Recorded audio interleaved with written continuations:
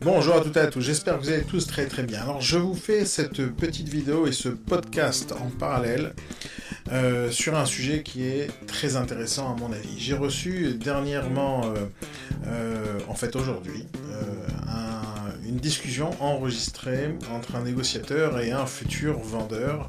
Le négociateur a essayé de démarcher le vendeur pour prendre un rendez-vous et prendre un mandat au final. C'est un négociateur qui est en formation avec moi depuis peu et j'essaye de l'aider justement à augmenter ses chances de prendre des rendez-vous.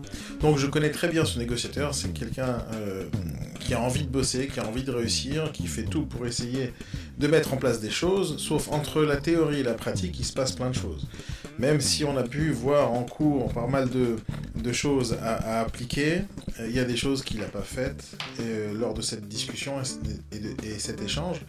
Et je voulais tout simplement l'aider en décortiquant un peu toute cette discussion et corriger le tir. Donc je vous dis pas comment la discussion s'est déroulée et je vous dis pas non plus la fin. Ce qu'on va faire dans cette vidéo et podcast en parallèle, parce que vous allez pouvoir écouter ou voir cette vidéo. Moi, je vais faire les deux en même temps. Et vous aurez les liens, que ce soit de la vidéo ou du podcast, en dessous de la description. Et ce que je vais faire, en fait, c'est que je vais mettre la discussion en fond sonore et je vais faire des pauses de temps à autre pour expliquer ce qu'il a dit, pourquoi il a dit ça et quelle était l'erreur au final. J'ai déjà fait ça dans le passé. C'est des vidéos qui sont non seulement importantes et intéressantes, mais pour moi, cette discussion et cet échange qu'il a eu avec un vendeur sont un vrai cas d'école. C'est un vrai cas d'école. Dans une seule conversation qui a duré une bonne vingtaine de minutes, on apprend tout ce qu'il faut dire et tout ce qu'il ne faut pas dire en même temps. Et donc voilà, je ne vais pas élargir sur le sujet, on va commencer directement l'audio. D'accord ? Allez, on y va, je mets play et on écoute de temps à autre, je ferai des pauses. Donc voilà, là il appelle. Donc il enregistre sa conversation sur son iPhone en parallèle. On y va. Ouais, ça fait 8 secondes. J'écoute. Voilà. Oui, bonjour monsieur. Je vous ai déjà appelé concernant votre maison sur Narbonne. Je suis Laurent Bergerot, je ne sais pas si vous vous rappelez de moi, Pas du tout. de l'agence L'Expert Immobilier. Monsieur, j'aimerais qu'on se rencontre et que je vienne voir votre maison et pour vous aider à vendre votre maison. Bon, déjà, alors je vais faire beaucoup de pauses pendant toute cette discussion parce que le but c'est d'aider Laurent. Il m'a demandé de faire cette intervention, il m'a demandé de l'aider et de décortiquer, de le disséquer et en plus de le partager pour pouvoir aider encore d'autres négociateurs. Donc je fais ça avec son accord.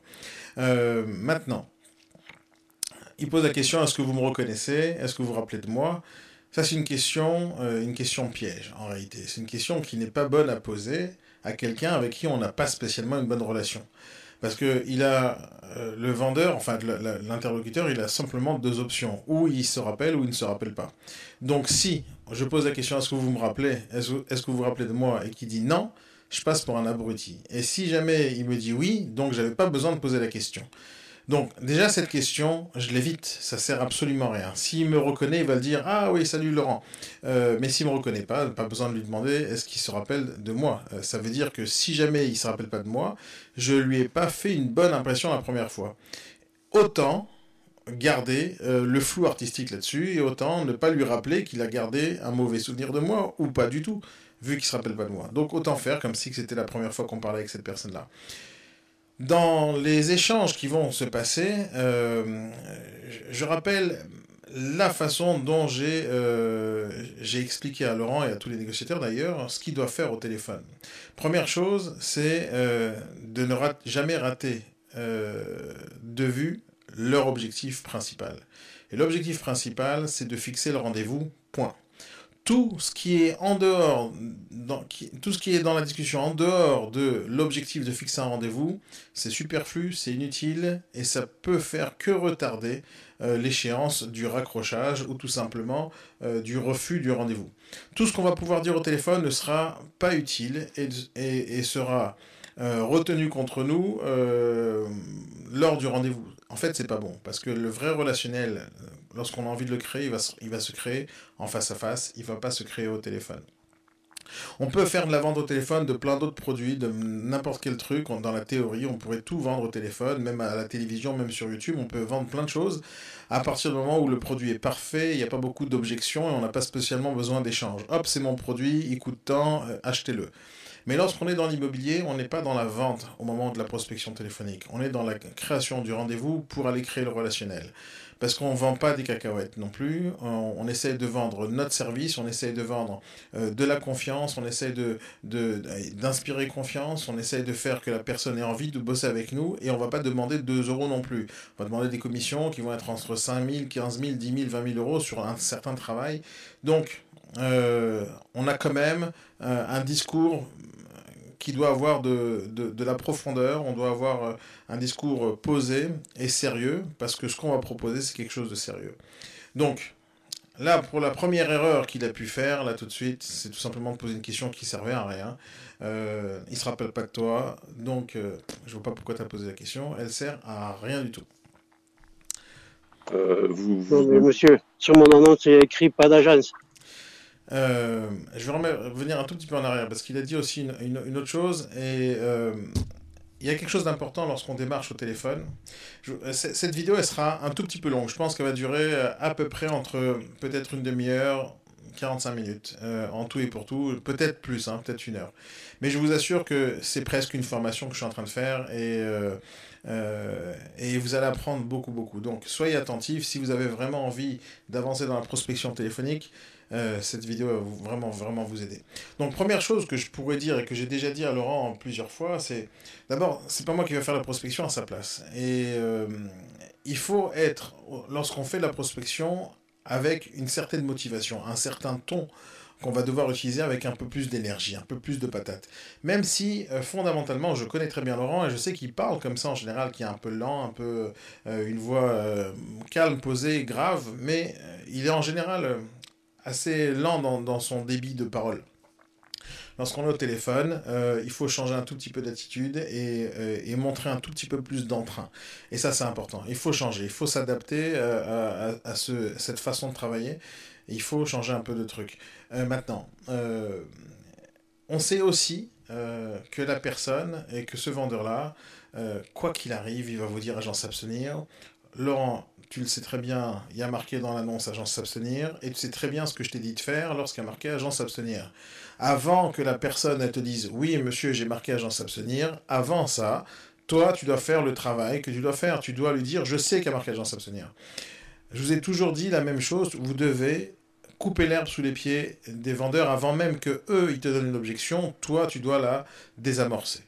Et toi, tu as attendu, tout simplement, que la personne te dise agent s'abstenir. Et là, tu vas devoir te justifier sur ce que tu n'as pas fait, en fait. Je suis Laurent Bergerot, je ne sais pas si vous vous rappelez de moi, Pas du tout. de l'agence L'Expert Immobilier. Monsieur, j'aimerais qu'on se rencontre et que je vienne voir votre maison, et pour vous aider à vendre votre maison. Donc, il veut venir voir sa maison. Donc, c'est des termes. Il n'a pas envie, le vendeur, pour l'instant, de montrer sa maison à quelqu'un qu'il ne connaît pas. Non, mais monsieur, sur mon annonce, il y a écrit pas d'agence. Oui, je sais, c'est marqué s'abstenir, Ouais. mais j'ai du mal à m'abstenir, il paraît que c'est pas bien. Ouais. Donc ça c'est bien, c'est une phrase d'accroche qu'on a essayé de travailler ensemble, sauf Laurent, encore une fois, c'est ta phrase qui doit arriver avant, tu dois la donner avant. Donc pourquoi on s'est entraîné, pourquoi on a répété 1000 fois ton texte, pourquoi on s'est entraîné 1000 fois sur ton pitch, si au moment où tu prospectes, tu dis pas le pitch exactement comme il fallait le dire. Ça devait être ta première phrase d'accroche, c'est ça qui devait faire sourire la personne, et au contraire, tu l'as dit quand lui il a envie que tu la dises, c'est-à-dire au moment où il te dit agence t'abstenir, et c'est pas ça qui doit se passer. Toi tu dois le dire vraiment avant. Pas bien parce que je vais mettre votre numéro en liste noire et puis vous voir. Mais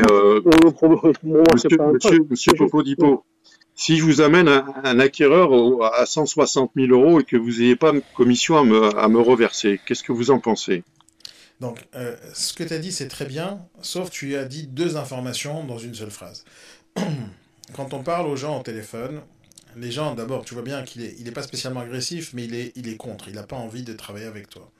Lorsqu'on discute avec les gens au téléphone, ou en rendez-vous, ou en négociation, ou à n'importe quel moment où c'est un moment important, lorsqu'on discute avec les gens, il faut essayer que chaque phrase, ou chaque, disons, paragraphe que tu vas te dire, contienne une seule et unique information. Là, tu lui as dit, si je vous amène un client et vous ne payez pas de commission. Hop, ça c'est deux informations. D'abord, c'est deux informations qu'il doit emmagasiner dans le cerveau, il doit les analyser, il doit les réfléchir et il va se poser plein de questions. Donc quand tu donnes trop d'informations à une personne qui est dans un stress au moment où tu l'appelles parce qu'il n'a pas envie de te parler, et toi, tu es en train d'essayer d'obtenir des résultats, et donc au final, vous n'allez pas vous entendre. Donc déjà, quand tu poses une question, il faut poser une question avec une seule information, avec une seule réponse possible. Quand tu poses la question, euh, est-ce que si je vous amène un client, donc ça c'est une question, et sans commission. Donc, s'il te dit oui, ça m'intéresse, qu'est-ce qui t'intéresse des deux? Quelle réponse tu as reçue exactement? Et comment tu peux savoir qu'il t'a dit oui, ça m'intéresse pour ça ou pour U ou ça, vu que tu as posé deux questions? Il va te répondre une seule réponse pour deux questions. Donc, tu ne sais pas. Donc, ce que tu dois faire, c'est quand tu poses des questions, tu poses une question avec un sujet. Si tu veux poser une autre question, tu poses une autre question. Tu veux avoir un autre sujet et tu veux avoir une autre réponse, tu poses autant de questions qu'il y a de réponses possibles. Mais tu ne mets pas deux ou trois sujets dans la même question. Tu peux remarquer ça, tu peux remarquer cette façon de faire, par exemple, les journalistes quand ils posent des questions à un homme politique, ou l'émission On n'est pas couché avec Laurent Ruquier. Tu remarques bien des fois quand les deux chroniqueurs, ils vont poser des questions à un homme politique qui est en face d'eux sur le fauteuil. J'adore cette émission, hein, et je la regarde tout le temps. Donc tu vois, quand Christine Dango ou Consigny en ce moment, il pose des questions à l'invité, des fois il va poser trois ou quatre questions dans son mini monologue. Et l'homme politique qui est en face, et moi je voudrais jamais être à leur place à ces hommes politiques, lorsqu'on me pose trois quatre questions en même temps, ils sont obligés de se rappeler des trois quatre premières questions qu'ils ont posées. C'est peut-être une méthode que les journalistes ont pour faire que l'homme politique se mélange les pinceaux et qu'à la fin il passe pour un abruti. Si j'étais à la place des hommes politiques, je leur dis monsieur, question par question s'il vous plaît, et je les traite une par une. Mais pourquoi? Parce que c'est très difficile, surtout quand on ne prend pas des notes. Et vous voyez ça aussi chez les hommes politiques, quand ils font des débats, ils ont toujours un stylo, une feuille en face d'eux pour noter les réponses par rapport à toutes les questions que l'autre est en train de poser en fait. Et donc, pourquoi? Parce que ça demande la réflexion à l'interlocuteur. Et on n'a pas envie qu'il réfléchisse trop. On a envie qu'il nous dise oui. On a envie d'obtenir des oui. Lorsqu'on discute avec une personne au téléphone, lorsqu'on cherche à obtenir un rendez-vous, la seule chose qu'on a envie d'entendre, c'est un oui. Et si jamais on pose des questions où il va nous dire non, par exemple, est-ce que vous vous rappelez de moi? Il me rappelle non, donc on a déjà perdu l'occasion de lui demander qu'il nous réponde un oui. Donc autant poser la question, est-ce que ça va? Il va dire oui, ou peut-être non, mais il a plus de chances de dire oui, ça va bien, parce qu'il ne vous connaît pas au téléphone, il ne va pas vous montrer tout de suite qu'il est déprimé. Donc il faut obtenir le plus de oui possible dans une discussion. Donc là, tu as posé des questions en une, c'est pas terrible. En fait, c'est pas bien du tout même. Maintenant, toi, tu as quelque chose d'important dans l'agence expert immobilier qu'on a mis en place là-bas où tu vas avoir un forfait fixe pour ta commission d'agence, 5 000 euros. Tu sais très bien que c'est un argument puissant. Tu sais très bien aussi que le forfait 5 000 euros, c'est le moins cher de tout ton secteur. Tu le sais, ça. Maintenant, si tu le mets dans une seule et unique question, tu as tout simplement enlevé la puissance de cet argument qui était puissant au départ. Mis à part ça, tu vas lui dire aussi un autre argument, parce que tu sais que dans ta tête, tu as un mandat haut dans la main, où tu as la possibilité aussi de mettre charge acquéreur, et donc tu sais que dans ton discours, tu vas dire, on prend zéro commission, parce que tu sais que dans ta tête, tu vas prendre commission charge acquéreur. Ça, c'est quelque chose d'assez puissant aussi, on le sait, on l'a mis en place ensemble dans l'agence. Mais le problème, c'est quoi? C'est que, encore une fois, tu donnes trop d'informations à une personne et tu lui laisses pas le temps de savourer l'argument puissant que tu es en train de donner, et c'est tout simplement mélangé dans un brouhaha de paroles. Donc, si jamais tu veux que la personne elle capte l'importance de ton message, d'abord fais-le comme il le faut et fais-le message par message pour qu'il le capte un après l'autre. Et que si tu as des objections, tu as objection sur un message et pas sur les deux en même temps parce que tu ne sauras pas lequel traiter. Donc, on va revenir juste une seconde ou deux en arrière. J'ai pas de commission à me reverser. Qu'est-ce que vous en Donc, pensez? regarde, là, ton Votre message, c'est comme numéro ça. en liste noire et puis voilà. Mais Donc, déjà, lui, il te dit qu'il va peut-être mettre dans la liste noire, ce qu'il ne fait pas, parce que s'il voulait le faire, il t'aurait raccroché au nez. Donc, c'est un peu n'importe quoi, mais voilà, la suite, c'est ce qui est important. Moi, c'est pas un truc. Monsieur Popodipo, si je vous amène un acquéreur à 160 000 euros et que vous n'ayez pas de commission à me reverser, qu'est-ce que vous en pensez? Oui, ça s'est jamais vu, ça. Je pense que ce que vous me dites là, il y a quelque chose qui va pas bien dans tous vos propos, quoi. Bah écoutez, Comment ce petit que vous meniez un acquéreur et sans commission, comme ça, pour le plaisir? Vous m'emmenez comme ça? Vous m'emmenez un acheteur pour le plaisir? Vous allez me la verser, monsieur. Alors, pour moi, cette discussion, elle devrait s'arrêter là, maintenant.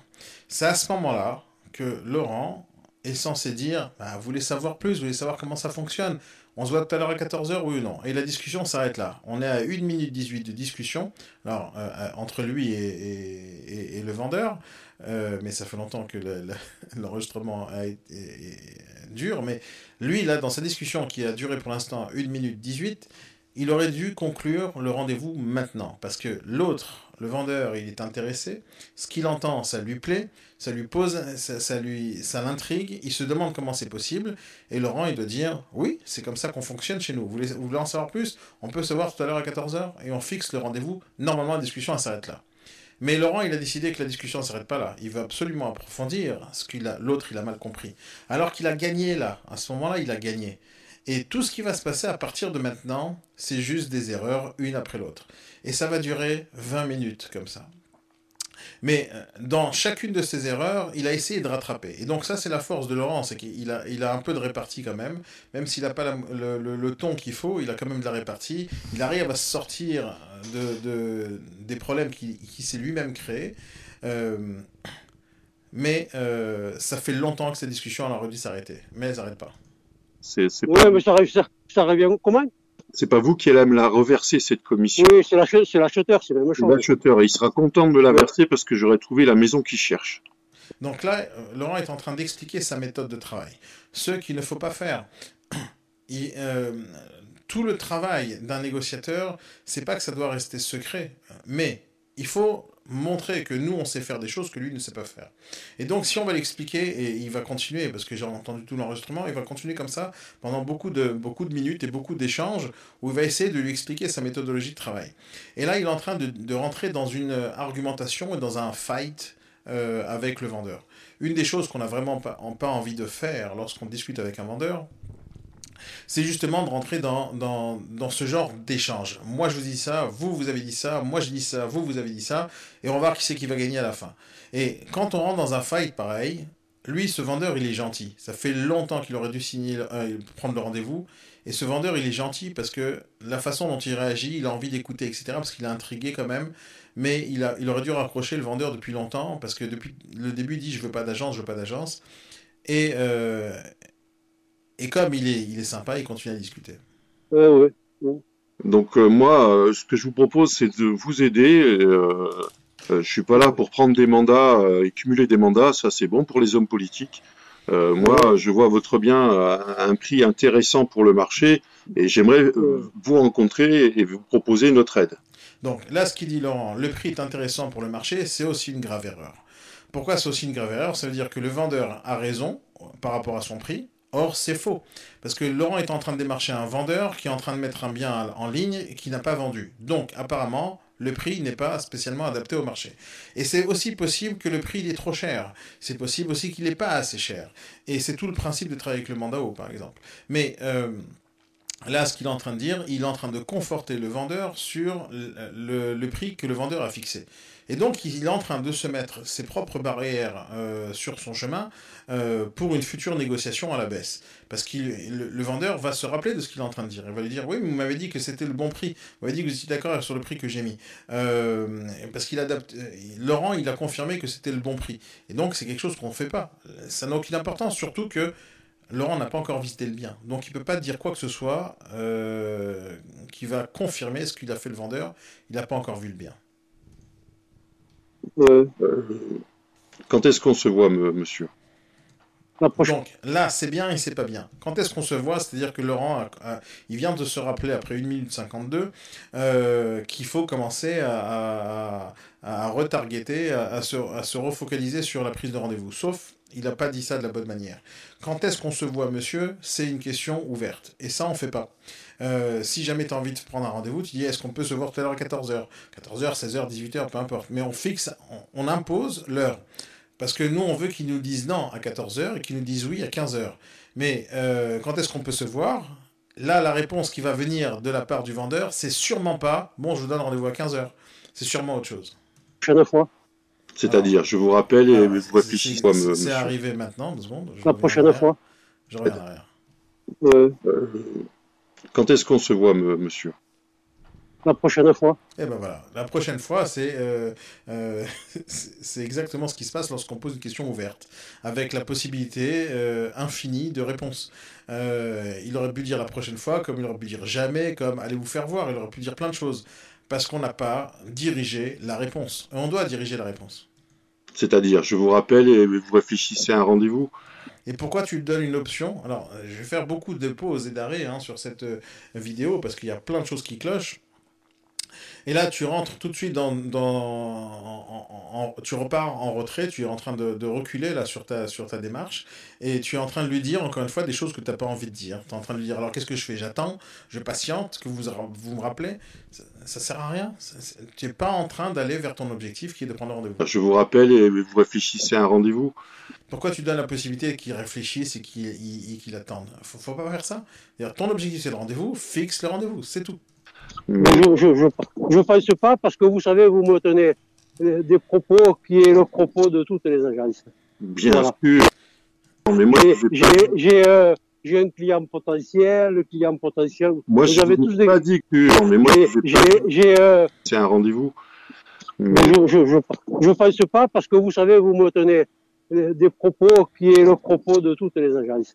Bien sûr. Non, mais moi, alors là, le vendeur, il dit, vous me tenez un propos que toutes les agences tiennent. C'est le moment ou jamais de se différencier quand quelqu'un dit quelque chose pareil. Et là, qu'est-ce qu'il fait Laurent? Au lieu de dire, mais non, ah bon, toutes les agences vous disent 0 commission, toutes les agences vous disent ça, il n'a pas fait ça du tout, il a dit bien sûr, donc il est en train de se foutre de la gueule en fait du vendeur qu'il a en face.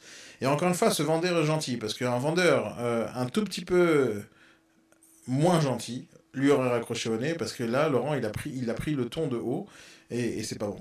J'ai un client potentiel, le client potentiel. Moi, vous avez tous des clients potentiels, mais personne n'en amène rien. Moi, monsieur. Et Laurent, encore une fois, je fais une pause, mais tu sais très bien que ce qui est en train de se passer là, c'est exactement ce que je vous dis tout le temps. C'est-à-dire, c'est à peine si c'était pas moi qui était en pleine simulation dans un atelier qu'on aurait pu faire de prospection téléphonique. C'est exactement les mêmes propos que je te tiens quand c'est toi qui me démarches. Ils disent tous la même chose, les vendeurs, et parce que tous les négociateurs répètent le même discours, vous êtes tous des clients. Et là, il est en train de te dire ce que tous les autres lui ont dit au téléphone, et tu saisis toujours pas la perche pour pouvoir lui dire non, je suis différent. Non, je vous ai pas dit ça. Tu le dis un peu trop tard, parce que tu vas le dire maintenant, mais tu le dis un peu trop tard. Je vous ai dit que j'étais à 0 commission pour vous, et que la commission... Oui, mais ça revient au même, que le client soit payé, que la commission soit payée par le commercial, par l'acheteur ou le vendeur. Que nous lui ferons payer. Alors là, tu vois, par exemple, il te dit, le vendeur, oui, mais ça revient au même. Que ce soit lui qui paye ou moi qui paye, c'est la même chose. D'abord, c'est totalement faux.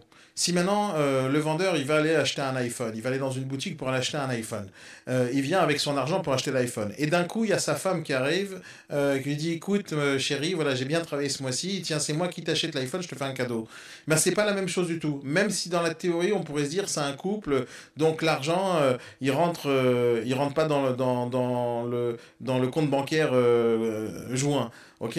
Non, c'est pas parce que c'est un couple qu'elle n'a pas fait un cadeau, sa femme, à son mari. Elle a fait un cadeau, il serait content de ne pas sortir l'argent tout de suite maintenant. Et mis à part ça, quand c'est pas lui qui sort l'argent réellement, c'est pas lui qui a sorti l'argent réellement, point. C'est l'acheteur qui vient avec l'argent. Si l'acheteur il est au courant que c'est lui qui paye une commission, il sait aussi qu'il va payer le service supplémentaire. Donc non, c'est totalement faux, et toi, tu dois le contredire. Dans ce cas-là, tu dois le contredire quand il te dit oui, c'est la même chose. C'est pas la même chose parce que tout ton argumentaire, il repose là-dessus. Donc si tu lui dis, tu lui laisses dire que c'est la même chose, t'as plus aucun argument puissant à lui donner. Et la moins chère du marché par rapport à tous nos confrères. Et donc, quand tu dis c'est la moins chère du marché, ça veut dire que tu es déjà cher, mais tu es le moins cher. Tu utilises des termes que personne n'a envie d'entendre, déjà, cher, il ne faut pas parler de cher. Et si tu dis que tu es moins cher, ça vient aussi avec le moins bon. T'as pas une commission à 5 000 euros chez Expert Immobilier parce que tu as envie d'être low cost. Ça n'a aucun rapport. Ça n'a aucun rapport. Et je ne vais pas l'expliquer maintenant, là tout de suite, pourquoi la commission chez Expert Immobilier est à 5 000 euros. Mais l'idée, c'est pas parce que tu es low cost et tu es moins cher. Tu n'as pas cherché à être moins cher. Tu as juste décidé que c'est la meilleure commission qu'il faut faire payer aux gens par rapport au service que tu donnes. Et que les autres, peut-être, ils donnent un service moins bien pour plus cher. Mais toi, tu sais pourquoi tu donnes 5 000 euros de commission. Et la question, c'est pas parce que tu es moins cher.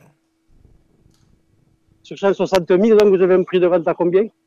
Moi, je l'afficherai à 165 000. C'est-à-dire que la commission n'est que de 5 euros pour un bien à 160 000. Et encore une fois, Laurent, ce que tu dis, c'est faux. C'est pas comme ça que tu vas fonctionner non plus. Donc, encore dans cette façon de parler avec les gens où tu es en train de lui décrire ton travail, tu es en train de lui dire comment ça va se passer demain. Tu vas lui dire que tu vas mettre à 165, et qu'est-ce qui va se passer si le téléphone ne sonne pas à 165? Tu sais très bien ce qui va se passer. Tu vas devoir négocier et rebaisser le prix. Et là, tu es en train de lui dire non, ça va être à 165, ça va pas bouger. Et tu es en train, en fait, de tirer des balles dans le pied, minute après minute, seconde après seconde. On est à 2 minutes 43 de discussion avec le vendeur. Pas encore une fois de la vidéo, là j'ai en face de moi le temps exact que tu es en train de discuter avec le vendeur, et tu es en train de parler de plein de sujets qui sont en dehors du sujet unique que tu dois chercher à obtenir, qui est prendre le rendez-vous. Là, je ne vois même pas à quel moment tu dois rentrer dans cette discussion-là, il n'y a aucun rapport. Tu es en train de rentrer dans un engrenage. Et vous êtes situé où? Nous sommes situés à la rue Calixte Camel à Narbonne. Et votre maison, elle est où, monsieur? Alors, lui, il te pose la question, vous êtes situé où? C'est-à-dire qu'il pose les questions. Et rappelez-vous, encore une fois, je répète dans cet enregistrement des choses que je dis tout le temps en formation. Quand vous êtes en train de parler, en train de prospecter, en train de négocier, en train de faire des visites, en train d'échanger pour essayer d'obtenir quelque chose, vous devez contrôler la conversation. Alors, qui c'est qui contrôle la conversation? C'est celui qui pose des questions. Donc, à partir du moment où tu as baissé ta garde, et c'est lui qui prend le relais, qui pose la question, alors vous êtes situé où? C'est toi qui es dans la défensive, et c'est toi qui dois répondre. Maintenant, ça ne veut pas dire que tu ne dois pas répondre. Bien sûr, tu répondras à la question. Mais la question qui se pose, c'est est-ce que c'est toi qui poses des questions? Est-ce que c'est lui qui pose des questions? Est-ce que c'est lui qui a le contrôle de la conversation, ou c'est toi qui as le contrôle de la conversation? Et là, il a essayé de reprendre la main sur la conversation. Mais tu as été intelligent, et tu as reposé la question juste après.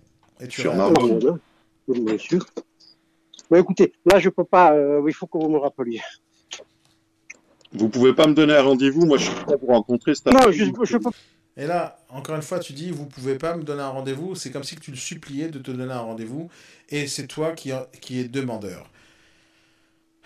L'objectif dans une conversation, dans une négociation, dans une prise de mandat, dans n'importe quel rendez-vous, encore une fois, on est dans le commerce. Le but, c'est d'avoir des effets de levier, et le but, c'est d'avoir une position de force. Et là, tu n'as pas de position de force. Ça fait 2 fois que tu lui donnes des questions ouvertes et tu lui demandes la permission. Sauf tu ne dois pas demander ce genre de permission. Vous ne pouvez pas me donner un rendez-vous? Tu l'implores, tu le supplies. On ne fait pas ça. Tu fais pas ça. Tu ne vas pas te mettre à 4 pattes non plus. Tu fais pas ça. Vous pouvez pas me donner un rendez-vous? Moi, je suis prêt à vous rencontrer. Non, je peux pas, monsieur. Je suis moi-même déjà en rendez-vous, là. Parce que c'est une question ouverte et c'est normal qu'il va te dire non. Ok? Je vous rappelle quand, monsieur Bobodipo? Et encore une fois, je vous rappelle quand. Tu ne laisses que des questions ouvertes. Que des questions. Ça sert à rien, en fait. Tu perds ton temps. 3 minutes 10 de discussion qui ne servent à rien. Rappelez-moi à 16h. À 16h? D'accord, je vous rappelle à 16h. Voilà. Merci beaucoup, à tout à l'heure. Donc, tu as eu de la chance, tu as vraiment un vendeur en face de toi, un prospect qui est assez gentil, et tu as quand même réussi à obtenir quelque chose que tu vas le rappeler, et il est d'accord là-dessus. Maintenant, on va passer au deuxième enregistrement, parce que tu l'as rappelé, en fait. Tu as fait un certain travail de relance, et ce qui est très bien, mais maintenant tu l'as appelé.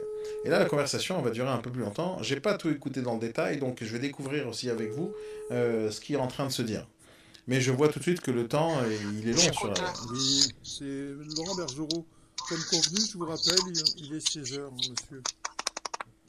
Allô? Oui, vous m'entendez? Je vous entends maintenant, oui. Oui. Je vous rappelle, comme convenu, monsieur, il est 16h, mais demandé de vous rappeler à 16h. Oui. Afin de poursuivre notre discussion. Oui. Dites-moi, monsieur, est-ce que... Encore une fois, Laurent, tu prends trop de temps, tu laisses trop de blanc dans tes discussions, là. T'es censé l'attaquer, là. Le mec, il est à l'écoute, il t'a répondu au téléphone, et tu vois qu'il a eu un petit acquiescement, il a un petit peu souri. Ou tu mets un peu d'humour, mais quoi qu'il arrive, ne laisse pas trop longtemps comme ça les blancs s'installer, parce que c'est difficile à démarrer après une conversation. Que vous seriez d'accord pour que je vous rencontre et que je vous explique comment on travaille. Oui, je sais comment vous travaillez. Vous allez vous chercher à vendre ma maison dans votre vitrine si vous en avez une. Et voilà. Pas seulement dans notre vitrine, on publie sur plusieurs sites.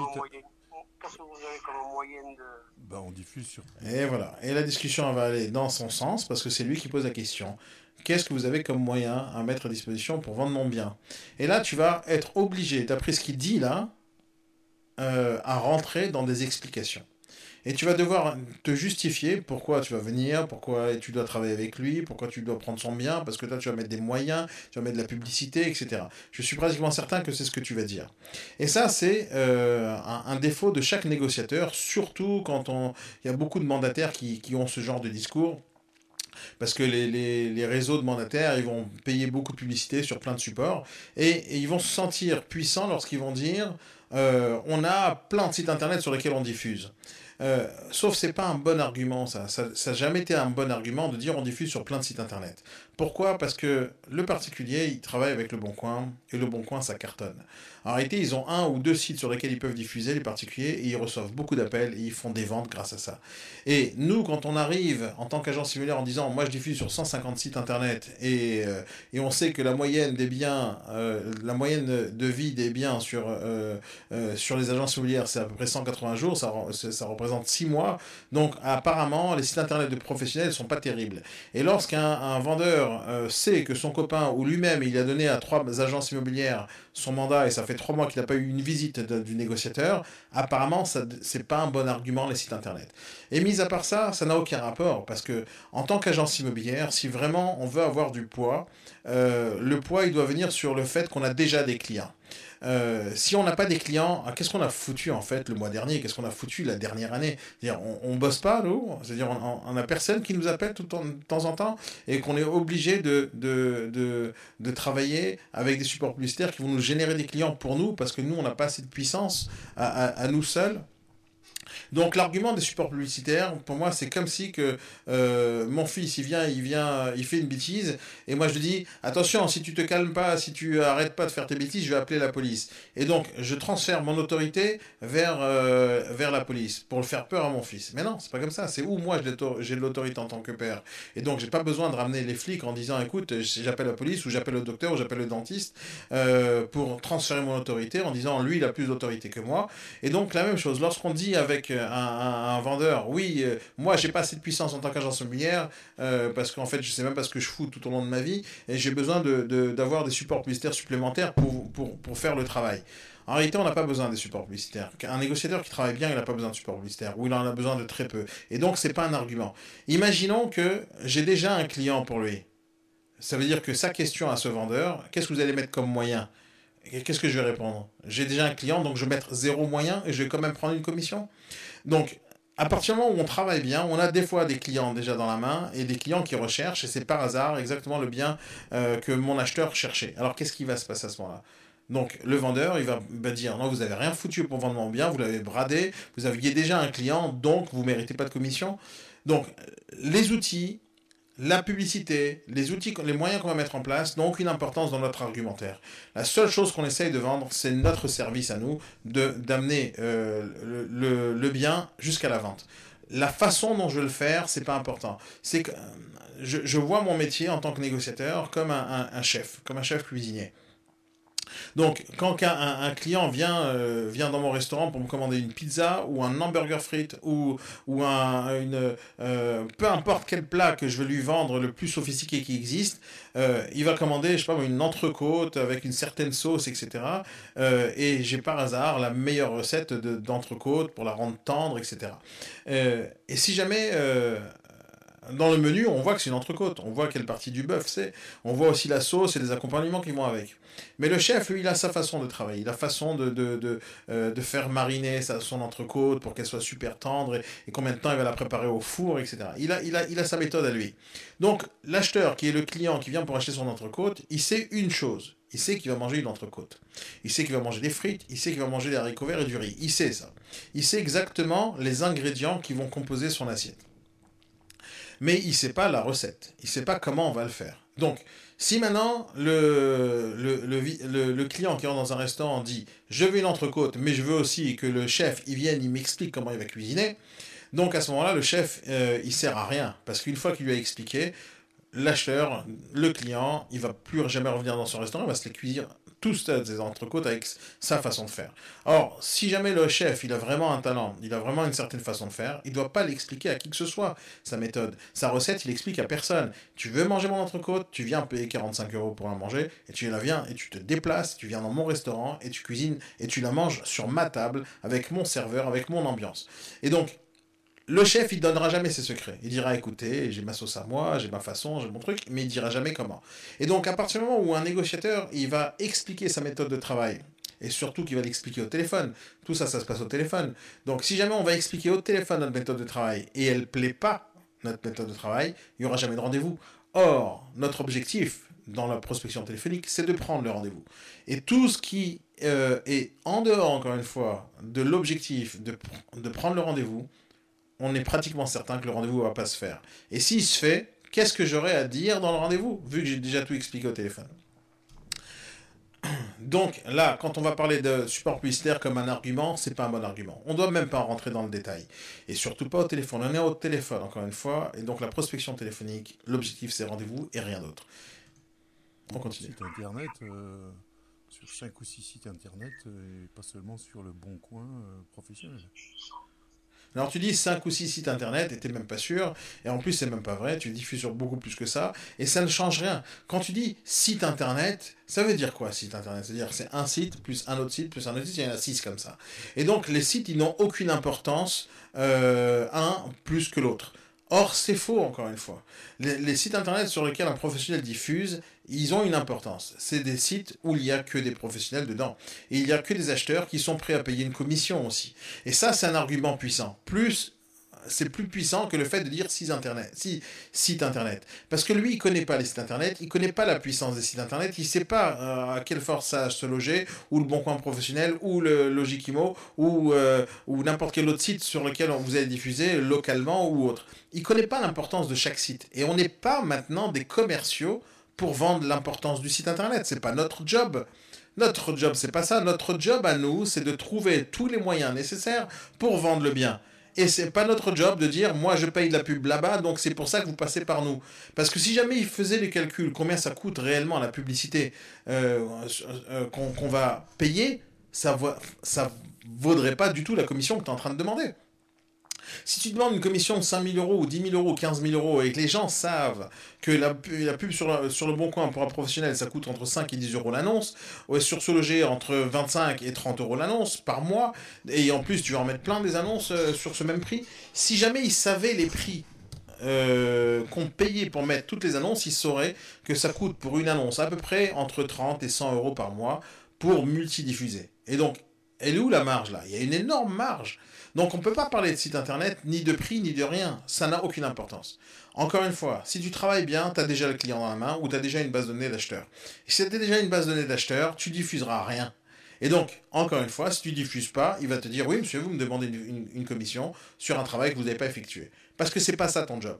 On ne travaille pas chez Se Loger, on ne travaille pas chez Le Bon Coin, on ne travaille pas chez Logikimo, on ne travaille pas chez ces sites internet. On ne travaille pas pour eux. Eux, ils travaillent pour nous. Ce sont nos outils de travail. Donc, on n'est pas en train de faire leur pub. On n'est pas en train de montrer, voilà, écoutez, regardez comment je dépense.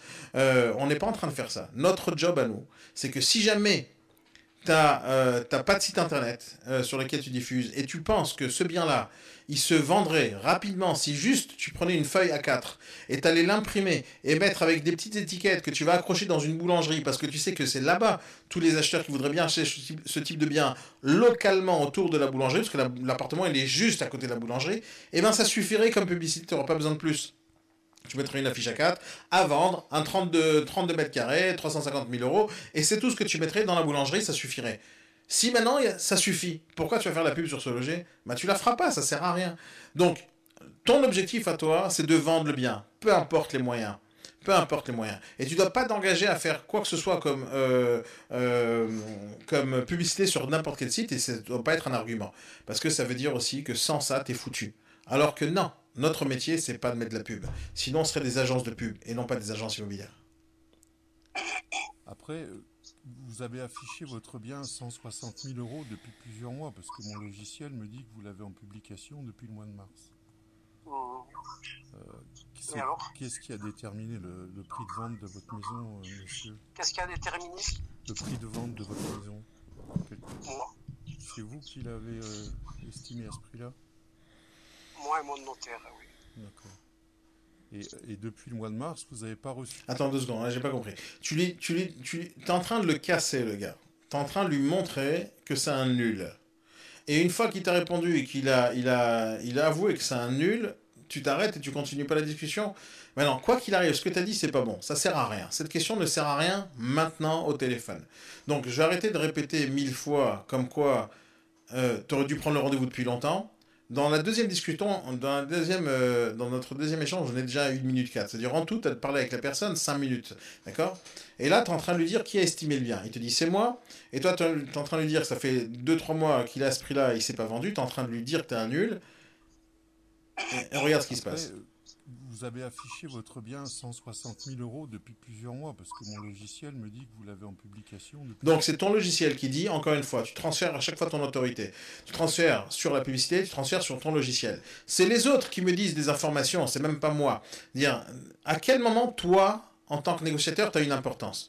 À quel moment tu dis, j'ai regardé, j'ai vérifié, j'ai vu, j'ai remarqué, j'ai analysé? Tu dis pas ces mots-là. Et donc, à chaque fois que tu dis autre chose, tu dis, c'est la publicité, c'est grâce à ça qu'on va vendre, c'est le logiciel, c'est grâce à ça qu'on va vendre, c'est mon confrère, c'est mon patron, c'est mon truc, c'est mon collègue. À chaque fois, c'est pas toi. Et donc, vu que c'est pas toi qui est important, pourquoi on travaillerait avec toi? Et tu utilises des mots, des arguments qui pourraient être puissants, si jamais tu les utilisais à la première personne, du style « J'ai remarqué que vous diffusez telle et telle, depuis telle et telle date, et je vois que ça fait très longtemps que vous avez mis ça. Je pense que c'est pas bien de faire ça. Je pense que vous êtes en train de brader votre affaire ou vous êtes pas en rapport avec le marché. J'ai analysé le marché dans votre secteur. T'aurais dit toutes tes phrases en commençant par j'ai, ou je. T'aurais encore une fois augmenté ta puissance en tant que négociateur, et donc tu sers à quelque chose, vu que tu utilises ton cerveau, et tu utilises tes techniques et tes méthodes que lui ne connaît pas. Et au final, tu arrives à une conclusion. Donc les conclusions, elles sont dans ta tête, dans ton cerveau, c'est ton savoir-faire. Et c'est ça qu'on a envie d'acheter. Et le problème, c'est que tu le vends pas. Tu vends plein d'autres savoir-faire, de logiciels, de publicité, mais surtout pas le tien. Mois de mars. Qu'est-ce qui a déterminé le prix de vente de votre maison? Là, il te dit alors, ça veut dire que t'écoutes pas. Et il te dit alors, et alors quoi, monsieur? Et alors, ça fait longtemps que vous êtes pourquoi vous n'avez pas vendu jusqu'à maintenant? Donc vous avez besoin de moi, on se voit à 14h, et encore une fois, on doit enchaîner vers le rendez-vous, sauf c'est pas ce que tu fais. Non, monsieur. Qu'est-ce qui a déterminé? Le prix de vente de votre maison. Moi. C'est vous qui l'avez estimé à ce prix-là? Moi et mon notaire, oui. D'accord. Donc maintenant, tu vas traiter les deux d'abrutis. Tu es en train de leur dire, vous êtes trompés, les gars. Et depuis le mois de mars, vous n'avez pas reçu d'offre qui correspond à ce que vous en souhaitez? Non. Donc, en gros, tous les deux, toi, le notaire, qui a fait des études, qui a un cabinet, un cabinet notarial, et vous, monsieur le vendeur, qui avez acheté le bien, qui a pris un crédit sur 25 ans, tous les deux, vous êtes des abrutis. Moi, je suis meilleur que vous, parce qu'apparemment, en un coup de fil, je vous dis que vous êtes deux abrutis, vous ne connaissez pas votre vie et votre métier, et votre façon d'acheter les biens ou de les revendre. Et toi, tu viens en lançant une bombe comme ça, et sans essayer de leur expliquer les choses ou d'arriver à des conclusions. Et la conclusion, elle doit être simple. Bon, je comprends, vous avez besoin de mon aide, donc il faut qu'on se voit. Et encore une fois, la finalité de cette question que tu pourrais poser, qui pourrait être intéressante, c'est le rendez-vous. Et tu le fais pas. Vous avez essayé de baisser le prix, apparemment non? Et là, tu es en train de lui donner les bonnes techniques. Pourquoi t'as pas baissé le prix, mon ami? Pourquoi tu l'as pas fait? Qu'est-ce qui t'arrive? Non seulement t'es un abruti, t'as mis trop cher, et t'as pas réfléchi à baisser le prix. Tu prends vraiment les gens pour des abrutis, et donc normalement, il doit se vexer. Et c'est pour ça que je dis que depuis le départ, ce gars-là, il est vraiment gentil. Oui. Oui. Et même avec une baisse de prix. Non, mais attendez, moi je suis vendeur, je suis pas soldeur. Voilà. Je comprends bien, monsieur. Voilà. Donc des gens qui viennent avec des propositions malhonnêtes ou qui viennent avec uniquement pour visiter des maisons, maintenant je commence à les repérer, quoi, et je dis non, quoi. Bien sûr, Voilà. oui. Il y a des gens...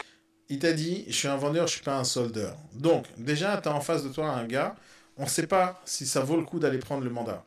Et encore une fois, c'est ce que je répète 1 million de fois par jour, on va devoir choisir avec qui on a envie de bosser. Et on va choisir les vendeurs. Les vendeurs qui ont le temps, qui sont pas pressés, c'est pas spécialement des personnes à qui on va bosser. Mais lui, il n'est pas spécialement dans ce cas-là. Lui, il a l'impression qu'il connaît sa vie, qu'il connaît son métier, et qui sait exactement faire le bon choix, et qui sait exactement prendre les bonnes décisions. Sauf, c'est pas le cas, apparemment, sinon il aurait vendu son bien depuis longtemps. Et il a l'impression que si on baisse le prix, il est en train de solder, il est en train de brader son affaire. Et c'est à ce moment-là, encore une fois, que tu as le mandat haut dans les mains, que c'est à ce moment-là que tu dois lui expliquer la façon de faire. Mais pas au téléphone. Et toi, tu continues dans ton engrenage, et tu continues à discuter avec lui sur ta méthode de travail. Qui font que ça, quoi. Ils se déplacent, ils ont du temps à perdre, ils vont visiter des maisons. C'est ce qu'on appelle dans notre jargon, dans notre métier, les touristes. Et c'est vrai Je ne sais pas s'ils sont touristes ou je sais pas qui sont. On les appelle comme ça parce qu'ils nous font perdre notre temps à nous aussi. Et là, tu es en train de dénigrer tes futurs clients. Il n'y a pas de touristes. Il n'y a pas de touristes dans ce métier. Il n'y a pas d'acheteurs touristes. Ça n'existe pas. Et je sais même pas pourquoi tu dis un truc pareil. Je sais même pas pourquoi les agences immobilières disent un truc pareil. Je sais même pas pourquoi quelqu'un considère un acheteur comme un touriste. Un acheteur qui appelle une annonce, qui appelle un négociateur qui a mis une annonce, ou un vendeur qui a mis une annonce à 160 000 euros. Cet acheteur-là qui appelle et qui dit « Bonjour monsieur, j'ai vu votre annonce sur le Bon Coin, sur ce logis ou peu importe. » Il t'appelle. Pourquoi tu crois que c'est un touriste? Comment ça peut être le cas que cet acheteur-là, il est chez lui à la maison, il est avec sa femme, il dit voilà, on va partir prendre, on va acheter un appartement. Donc déjà, décider d'acheter un appartement, c'est un projet en soi, c'est une grosse décision. Ça veut dire aussi qu'il est parti voir la banque, pour savoir combien d'argent il peut emprunter. Peut-être qu'il n'a pas encore fait, mais peut-être qu'il a une envie d'acheter un bien. Donc il est déjà dans sa prise de décision. Acheter un bien, c'est pas, encore une fois, je vais pas acheter un iPhone, je vais pas acheter une canette de coca.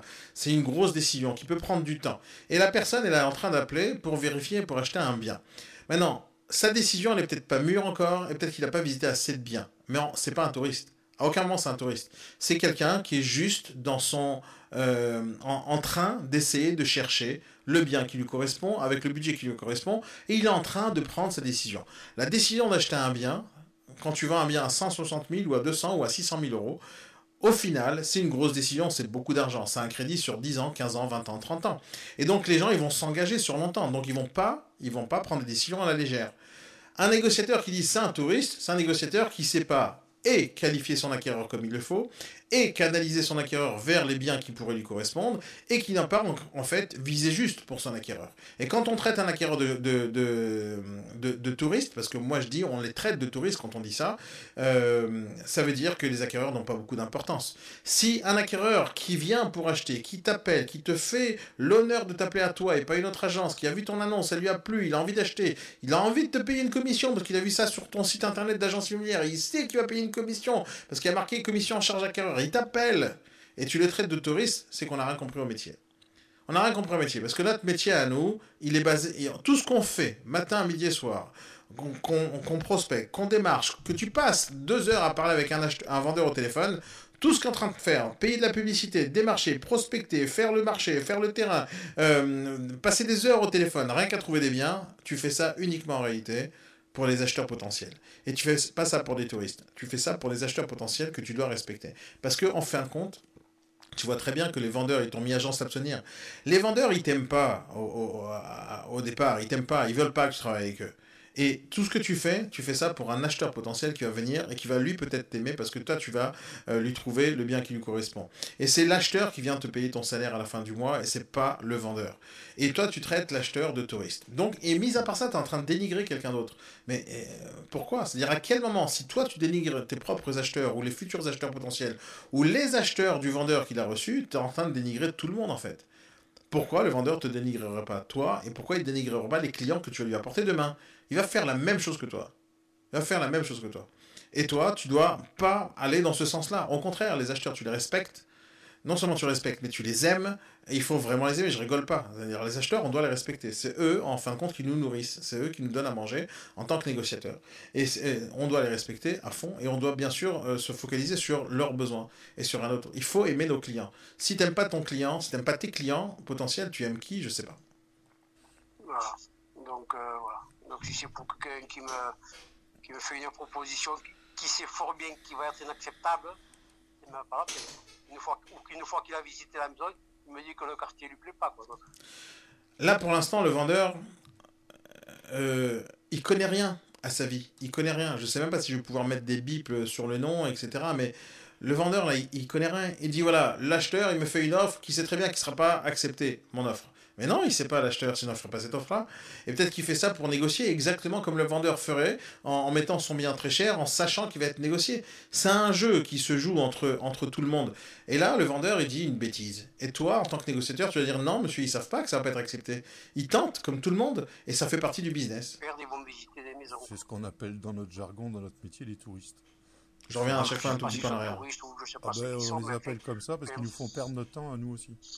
Et tu vois, en fait, sur cette histoire de touriste, je reviens 2 secondes avant, toi, tu as dénigré le touriste, l'acheteur, et lui, il est en train de prendre la défense de l'acheteur. Donc, il voit que c'était pas un mot intéressant. Voilà. Donc, voilà. Donc, si c'est pour quelqu'un qui me fait une proposition qui sait fort bien qu'il va être inacceptable, c'est même pas la peine.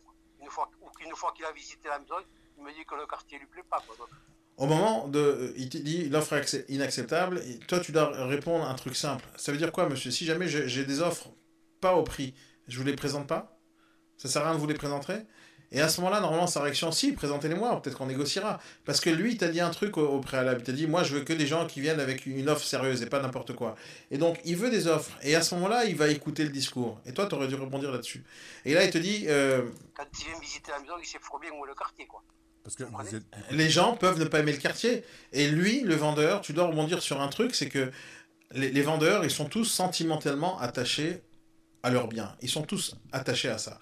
Et donc le fait qu'ils soient attachés sentimentalement au bien, ça va le vexer lorsqu'un acheteur il vient, il se dit non mais j'aime pas le quartier. Alors quand un acheteur dit j'aime pas le quartier au vendeur, le vendeur il se dit quoi? Vous pensez que alors moi je suis pas à votre niveau, moi j'habite dans un quartier qui est pas si terrible que ça, donc vous êtes en train de me vexer. Et donc c'est normal que le vendeur se vexe et c'est normal qu'il ait même pas envie de vendre le bien à cet acheteur qui a dit ça. Donc c'est pour ça qu'en fait, qu'on existe, parce que nous, on n'est pas attachés émotionnellement au produit. Et là, tu aurais dû rebondir là-dessus. C'est de la médiathèque, comme vous le dites dans votre annonce, c'est quand même pas un mauvais quartier. Ah, je sais pas. Et là, encore une fois, tu fais la même erreur que tout à l'heure. Tu es en train de le conforter sur le fait qu'il a mis un prix cher de son bien, et en plus, il habite dans un beau quartier. C'est pas ton problème à toi s'il habite dans un beau quartier ou pas. C'est pas notre métier à nous de donner un avis sur le bien, à combien il est beau, à combien il est génial, à combien il est pas cher ou cher. C'est pas notre job à nous. Ça, c'est le job de l'acheteur. La mission de l'acheteur, c'est de dire ce qu'il en pense et de dire, voilà, j'achète ce bien parce que ça m'intéresse. Nous, c'est pas notre job. Notre job à nous, c'est de trouver le bon acheteur. Et notre job à nous, vis-à-vis du vendeur, c'est de présenter le bien de la meilleure manière pour qu'il soit présenté de la meilleure manière aux acheteurs. Ça, c'est notre job, de les mettre en relation d'une certaine manière. Ton avis n'a aucune importance. Je donne toujours cet exemple, c'est que si jamais je suis négociateur et j'habite dans un 25 mètres carrés, d'accord? Parce que je suis étudiant, j'ai 25 ans, j'ai 30 ans, j'habite dans un studio, je suis tout seul, je suis célibataire, j'habite dans un 25 mètres carrés. Et je prends un mandat d'un vendeur qui vend son bien à 750 000 euros pour un 80 mètres carrés à Paris. D'accord? Donc, moi qui habite dans un 25 mètres carrés en tant que locataire, je viens prendre un mandat d'un bien à 800 000 euros, 75 mètres carrés ou 80 mètres carrés à Paris. Pour moi, l'appartement, il est magnifique. C'est normal, j'habite dans un petit studio. Et donc, n'importe quelle chose qui sera plus grand que ce que j'ai, ce sera magnifique. Alors, automatiquement, je vais avoir les yeux écarquillés comme ça. Je trouvais ça super génial et super top d'avoir un aussi beau bien à vendre. Et je donnais à chaque fois mon avis sur à combien c'est génial. Mais c'est génial pour moi parce que je vis dans un petit studio. Mais l'acheteur, lui, qui va arriver pour acheter un truc à 750 000 balles, lui, il a l'habitude de ce genre de prix. Il a l'habitude aussi de ce genre de surface et dans ses quartiers. Donc pour lui, ça se trouve, c'est pas spécialement terrible comme affaire. Et donc notre avis importe peu là-dessus. Notre avis importe peu parce que tout ce qui est mieux que là où on habite, on va devoir dire des beaux trucs. Mais imaginons maintenant que tu habites dans un 45 mètres carrés et tu vends une studette à Paris sans ascenseur. Alors quoi, tu vas dire c'est moche, c'est pourri, c'est dégueulasse. Non, on va pas dire ça non plus, parce que nous ne sommes pas les acheteurs des biens que nous essayons de vendre. Donc notre avis a peu d'importance. Et on n'est pas des vendeurs de cuisine de je sais même pas quelle marque. On n'est pas des vendeurs de ça. On n'est pas ça. Nous, on vend notre service, de mettre en relation des personnes avec notre intermédiaire. C'est ça notre métier. Et notre métier, c'est pas de dire, voilà, il est beau votre appartement, c'est un bon prix, il est dans un bon quartier. C'est pas notre job. Nous, on prend acte du produit, on essaye de le mettre en valeur pour le vendre au meilleur prix, voire le plus cher possible. Et l'acheteur, lui, son job, c'est de venir visiter nos biens. Ça, c'est notre travail. Vous l'avez bien dit, donc moi j'ai affaire à des trucs, ça m'intéresse pas, quoi. Je suis pas pressé, quoi, c'est ça, en plus, quoi. Ouais. Et là, tu dois rebondir, il n'est pas pressé, il te l'a dit 3 fois déjà dans une conversation. Il n'est pas pressé. C'est-à-dire quoi, il n'est pas pressé? Lui, il peut ne pas être pressé parce qu'il est à la retraite, parce qu'il fait autre chose dans sa vie, on s'en fout. Mais toi, tu es pressé. Sinon, ça sert à rien de prendre le bien. Maintenant, tu vas pas me montrer que tu es pressé. Mais tu peux pas accepter le fait qu'il soit pas pressé. Et faire comme si tu n'avais rien dit, et de tout faire pour prendre le rendez-vous parce que tu as besoin du rendez-vous, parce que tu as besoin du mandat. On n'a pas besoin de ce vendeur-là sur le principe qui nous dit on n'est pas pressé. On a besoin de le transformer en quelqu'un de pressé. Parce que s'il met son bien depuis 2 mois, il a travaillé avec son notaire pour fixer le prix, il a mis en publicité, il te répond au téléphone, il est prêt à travailler avec toi, c'est-à-dire qu'il a quand même envie de vendre. Donc il dit il n'est pas pressé, comme un argument que n'importe quel vendeur dirait, pour te dire, ouais, pas besoin de me négocier, moi je vais patienter. Mais en réalité, il veut vendre. Sinon, il ne mettrait pas son annonce en ligne pendant 2 mois et recevoir des appels d'agences immobilières et de signer des mandats, etc. Il ne ferait pas ça sinon. Il ne ferait pas ça. Donc, c'est pas qu'il est pressé, mais il n'est pas pressé. Et vous n'avez pas du tout mandaté une agence pour vous aider à vendre ce bien? Bien sûr que si. Et forcément, vous n'en êtes pas satisfait. Franchement, je sais même pas pourquoi tu poses ces questions. Moi, tu sais que j'écoute là cette conversation et je suis filmé, mais je m'arracherai les cheveux là. Je m'arracherai les cheveux parce que c'est pas normal. Cette discussion, elle ne mène à rien. Cette façon de parler, elle ne mène à rien. Ces sujets ne mènent à rien. Et je sais pas comment elle va se finir cette conversation, mais ça mène à rien. C'est-à-dire, tu es en train de dénigrer les autres agences immobilières. Mais ça sert à quoi? Et en plus, tu es en train de poser des questions. Vous n'avez pas mis dans une autre agence? À quoi ça sert dans cette discussion? À quoi ça sert? Ton objectif, c'est le rendez-vous, encore une fois. À quoi ça sert? À quoi ça sert? En plus, tu dis oui, j'ai mis dans d'autres agences. Donc, il te dit oui, j'ai mis dans d'autres agences. Ça veut dire que si jamais toi, tu signes pas avec lui, c'est toi le rigolo dans l'histoire. Parce qu'il a signé avec tout le monde, et peut-être des gens moins bons que toi, peut-être meilleurs que toi. Mais ça veut dire que toi, tu es moins bon qu'eux si tu signes pas. C'est-à-dire, cette question, encore une fois, c'est comme tout à l'heure, est-ce que vous vous rappelez de moi? Il t'a dit non, et là tu dis, est-ce que vous avez signé avec d'autres agences? Il va te dire oui, c'est-à-dire, j'ai signé avec plein d'autres gens, mais c'est pas sûr que je signe avec toi. Et donc là, on repart, tu te mets dans une position, encore une fois, de faiblesse, que tu n'as vraiment pas envie d'avoir comme position. C'est pas que je ne sois pas satisfait, c'est que les agences, comme vous, comme les autres, et il te met dans le même sac que tout le monde. Elles ont un bien depuis un portefeuille, quelqu'un, par hasard, cherche un bien comme ci, comme ça. Ah, ils savent qu'ils ont quelque chose. Voilà. Attends, j'y crois pas. T'es en train d'allumer une cigarette, là? J'y crois pas. Attends, je remets en arrière. Il me dit que le quartier lui plaît pas, quoi. Donc, quand il vient visiter la maison, il sait fort bien où est le quartier, quoi. Parce que vous êtes du côté de la médiathèque, voilà. Comme vous le dites dans votre annonce. Ah, j'ai mis un peu trop en arrière. Un mauvais quartier. Ah, je sais pas. Mais fait bon, comme vous l'avez bien dit, donc Moi, j'ai affaire à des tout cuites, ça m'intéresse pas, quoi. Puis je suis pas pressé, quoi, c'est ça. En plus, quoi. Ouais. Voilà. Et vous Y a n'avez rien qui me pas prend. du tout mandaté une agence pour vous aider à vendre ce bien. Bien sûr que si. Et forcément, vous n'en êtes pas satisfait. Si vous... C'est pas que je ne sois pas satisfait. C'est que les agences, comme vous, comme les autres, hein, elles ont un bien depuis un portefeuille. Quelqu'un, par hasard, cherche un bien comme ci, comme ça. Ah ouais, c'est ça, t'es en train d'allumer une clope. Mais t'es un fou, en fait. Qu'est-ce que t'allumes une clope pendant que tu discutes au téléphone avec les gens? Mais ça va pas. Il faut arrêter. N'importe quoi. Ah, ils savent qu'ils ont quelque chose. Hein. Voilà. Disons oui. qu'ils épaississent leur portefeuille, quoi. C'est pas mon Voilà. objectif, c'est pas notre objectif. Je sais pas si je vous l'ai dit Ah, tout moi, à je l'heure. sais. Tu dis, c'est pas mon objectif, c'est pas notre objectif. T'es combien dans ta tête, en fait? Vous êtes combien? C'est toi qui parles au téléphone, c'est toi qui démarches, t'es tout seul. Il n'y a personne avec toi. Donc tu parles pas en notre. Tu t'es pris pour Alain Delon, par la troisième personne. Non, t'es tout seul. Le Parle de cumul toi. de mandats, c'est bon pour les hommes politiques. Hein. Et là, tu l'as déjà fait cette blague. Change. Nous, avoir Ouais, des non, mais mandats tout ça, qui c'est se une vendent pas, notre c'est une objectif, métaphore c'est de qui les veut vendre. rien dire, quoi. Oui, mais avoir des mandats qui se vendent pas, notre objectif, c'est de vendre. Hein. Bien sûr, D'avoir l'objectif, c'est de 50 vendre, mais mandats, vous avez un portefeuille, on va dire, puisque c'est comme ça que ça s'appelle, bien sûr. un portefeuille qui est épais, au cas où vous avez quelqu'un qui cherche un bien comme ci, comme ça, au hasard comme le mien. Il se fout de ta gueule, en fait. Il se fout de ta gueule. Il t'explique ton métier et toi, tu réagis pas. T'es en train de fumer ta clope comme ça, tranquillou, et il est en train de t'expliquer ton métier, il te dénigrer, il est en train de te dire, ouais, comme pas ça, t'as un client par hasard qui arrive dans l'agence, et par hasard, etc., etc. Il se fout de toi, en fait, et tu lui sautes pas à la gorge. Et que vous avez ça. Voilà. Voilà. Oui, C'est mais le principe de toutes les agences. Hein. bien sûr. Encore une fois. Attends 2 secondes. T'as dit bien sûr, là? C'est-à-dire, t'as acquiescé? Attends, je reviens un peu en arrière. Hop, 2 secondes. Ah, c'est difficile. Ah. Portefeuille qui est épais, au cas où vous avez quelqu'un qui cherche un bien comme ci, comme ça, au hasard comme le mien, vous savez que vous avez ça. Voilà. Voilà. Oui, C'est mais le surtout- principe de toutes les agences. Hein. Bien sûr. Donc, C'est-à-dire, il te dit, c'est le principe de toutes les agences. Tu dis, oui, oui, bien sûr. C'est-à-dire, il t'a mis dans le sac de toutes les agences qui savent pas bosser. Il te dit que toi, tu sais pas bosser. Toi, tu dis, bien sûr. Mais t'es sadomaso, quoi.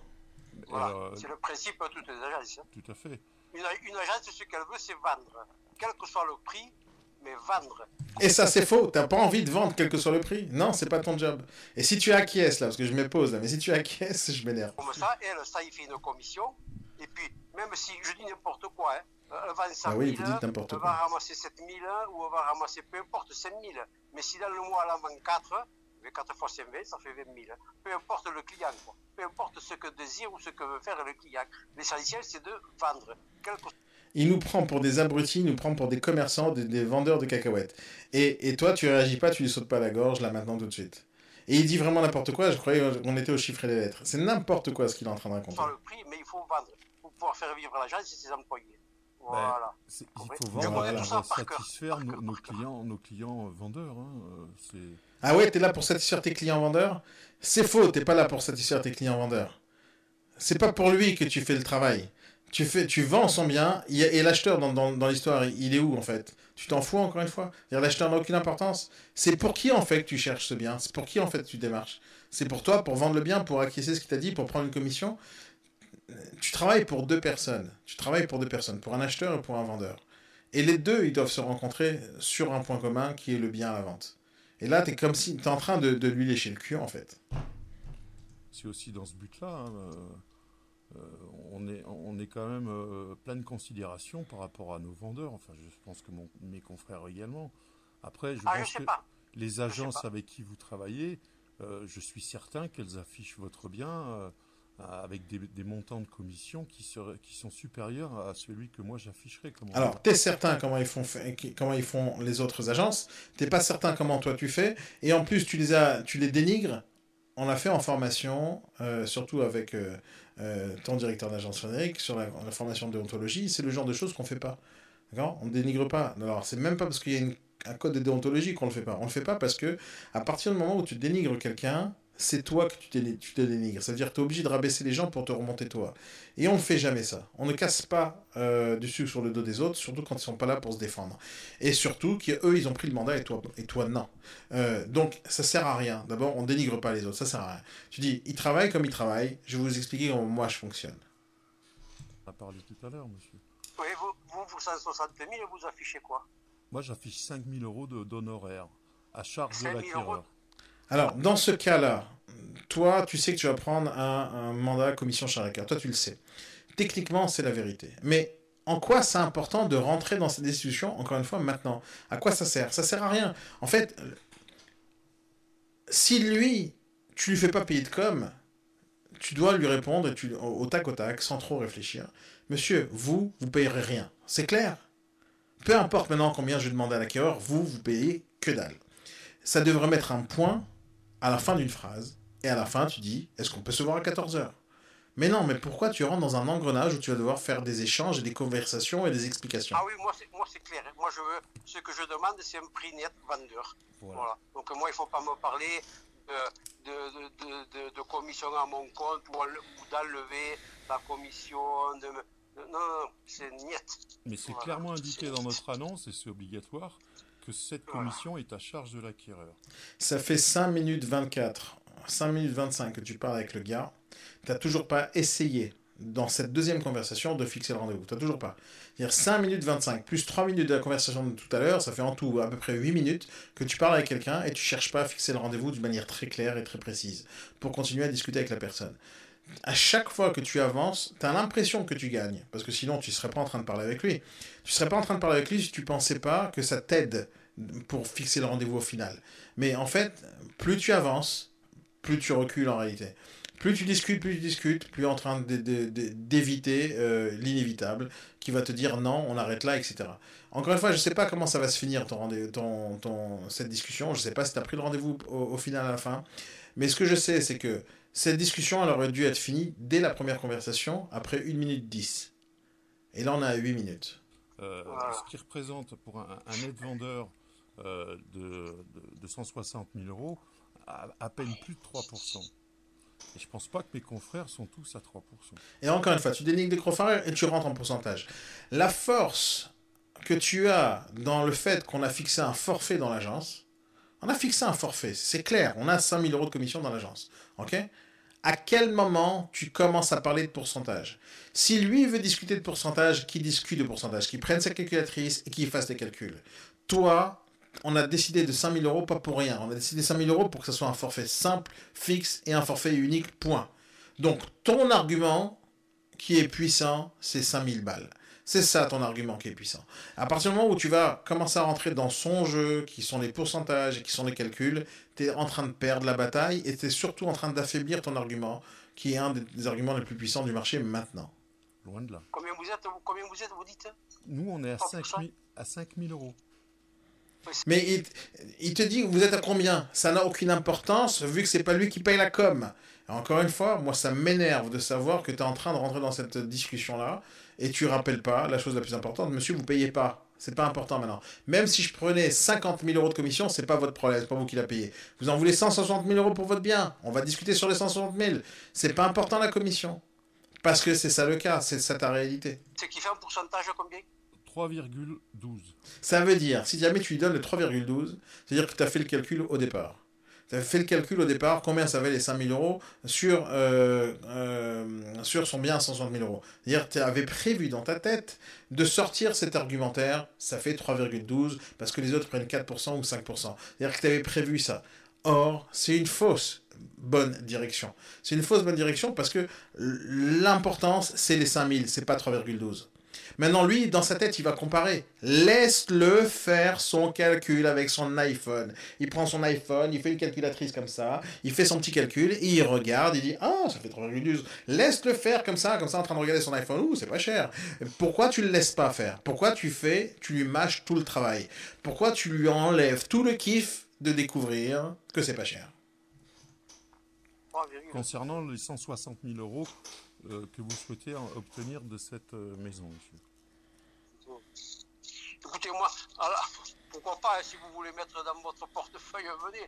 Plus je l'aurai plus ce sera disséminé et plus j'aurai de chances que ça se vende, vous ou un autre. Voilà, c'est le premier qui m'amène le client avec qui je signe. Exactement, monsieur.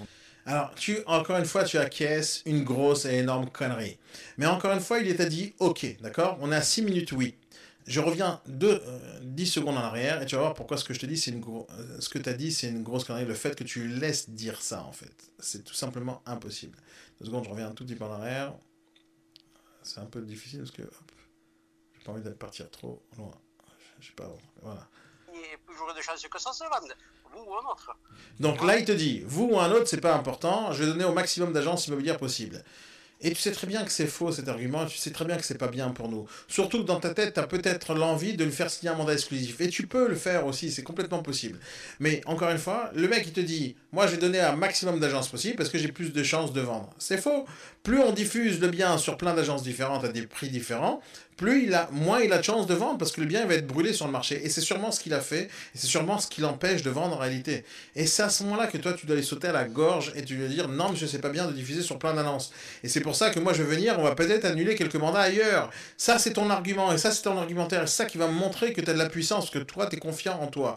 Maintenant non seulement tu fais pas ça, mais en plus, il te dit, oui, vous ou un autre, je vais signer. Et donc là, normalement, à 6 minutes 5 de discussion, tu es censé dire, ok, on se voit tout à l'heure, j'arrive. Et ça s'arrête là. Mais si tu t'arrêtes pas là. Parce que le mec, il est prêt à signer là maintenant. Pourquoi t'as pas pris le rendez-vous?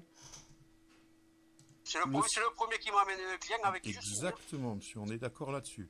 Et Ouais. avec nous, vous vous engagez à rien d'autre que de... Et pourquoi tu parles avec nous, vous engagez à rien d'autre? Quelle importance? Il était prêt à signer.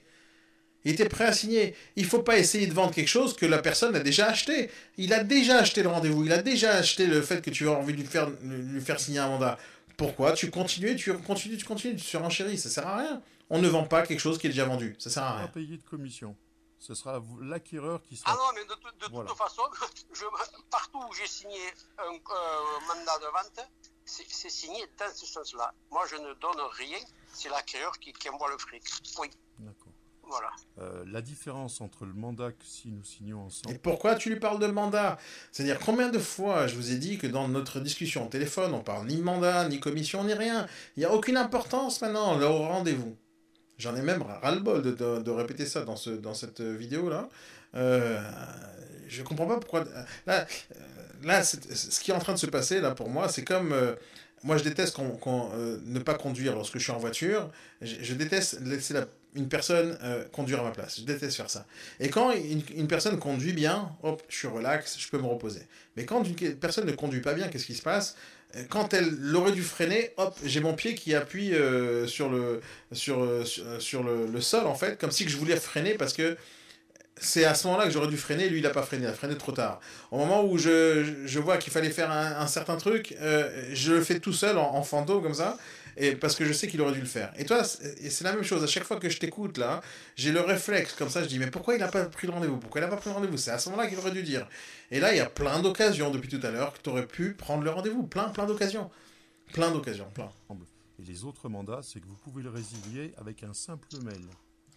Et là, tu lui expliques le mandat haut, et ce qui est très bien, c'est la chose la plus géniale que j'ai pu inventer dans ma vie, et ce truc-là de résiliation par mail, c'est le point le plus fort qui existe dans le mandat haut, et c'est un truc qui donne envie aux gens de signer. Et pourquoi tu lui dis au téléphone? Pourquoi t'as dégainé le mandat dans la main là? T'as le mandat dans la main pour lui montrer? Il est prêt à le signer là maintenant? Non, pourquoi tu en parles? À quoi ça sert d'en parler maintenant? Ça ne sert absolument à rien. Ah mais c'est tout... Alors, je vous explique monsieur. Ça fait partie des conditions pour que je signe un mandat. Ça tombe bien. Moi-même, je l'écris de ma main sur celui qui vous revient, résiliable par mail. Ah bah nous, il est déjà inscrit, c'est déjà inscrit dessus. T'as enlevé tout l'effet de surprise. Génial. Vous voyez? Non, mais moi, qu'il soit inscrit ou pas, moi, je l'inscris de ma main. Comme ça, il n'y a pas de contestation, il n'y a pas de tournure juridique, tordue, quoi, je ne sais rien. Moi, j'inscris de ma main, résiliable par mail à tout instant. Toi, t'es le genre de gars qui va aller au cinéma avec ta copine, tu vas aller au cinéma, tu passes un bon moment, tu regardes pendant 2 heures un film avec un twist en plein milieu du film tellement important où personne s'y attendait, comme dans le film Le Sixième Sens avec Bruce Willis, où personne se rend compte en fait que Bruce Willis, qui était le psychologue, c'est un fantôme lui-même, personne se rend compte jusqu'au bout du film.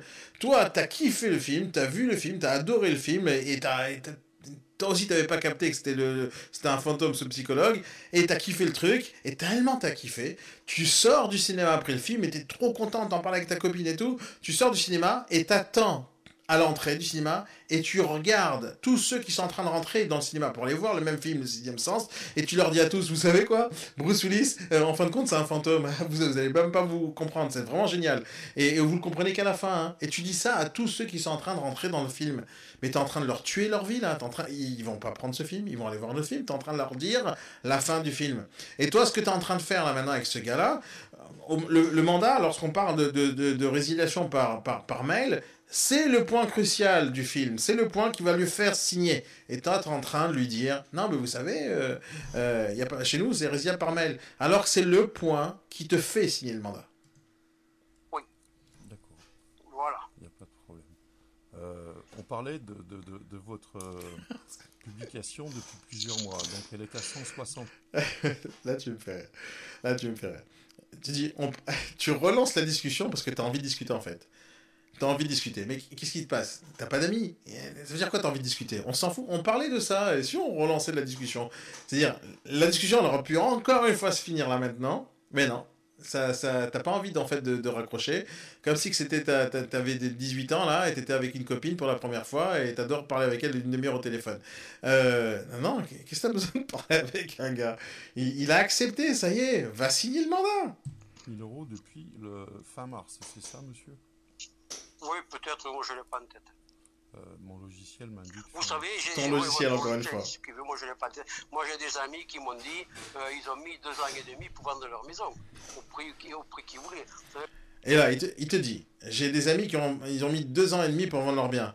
Et là, tu dois rebondir, parce que c'est ça que j'aurais dit moi tout de suite. Bah, c'est normal, ils ont pas travaillé avec moi. Et t'aurais dû dire ça, mais t'as pas dit ça, bien sûr. Tu les laisses parler. Le marché est très difficile et c'est pas vous que je vais l'apprendre. Ah, j'allais pas vous dire le contraire. Hein. Et puis, je Ah pense voilà, pas qu'en donc 2019, le marché est malheureusement... difficile et je vous dis, moi je suis pas soldeur. Et toi, pourquoi tu acquiesces encore une fois? Tout ce qu'il te dit, t'acquiesces.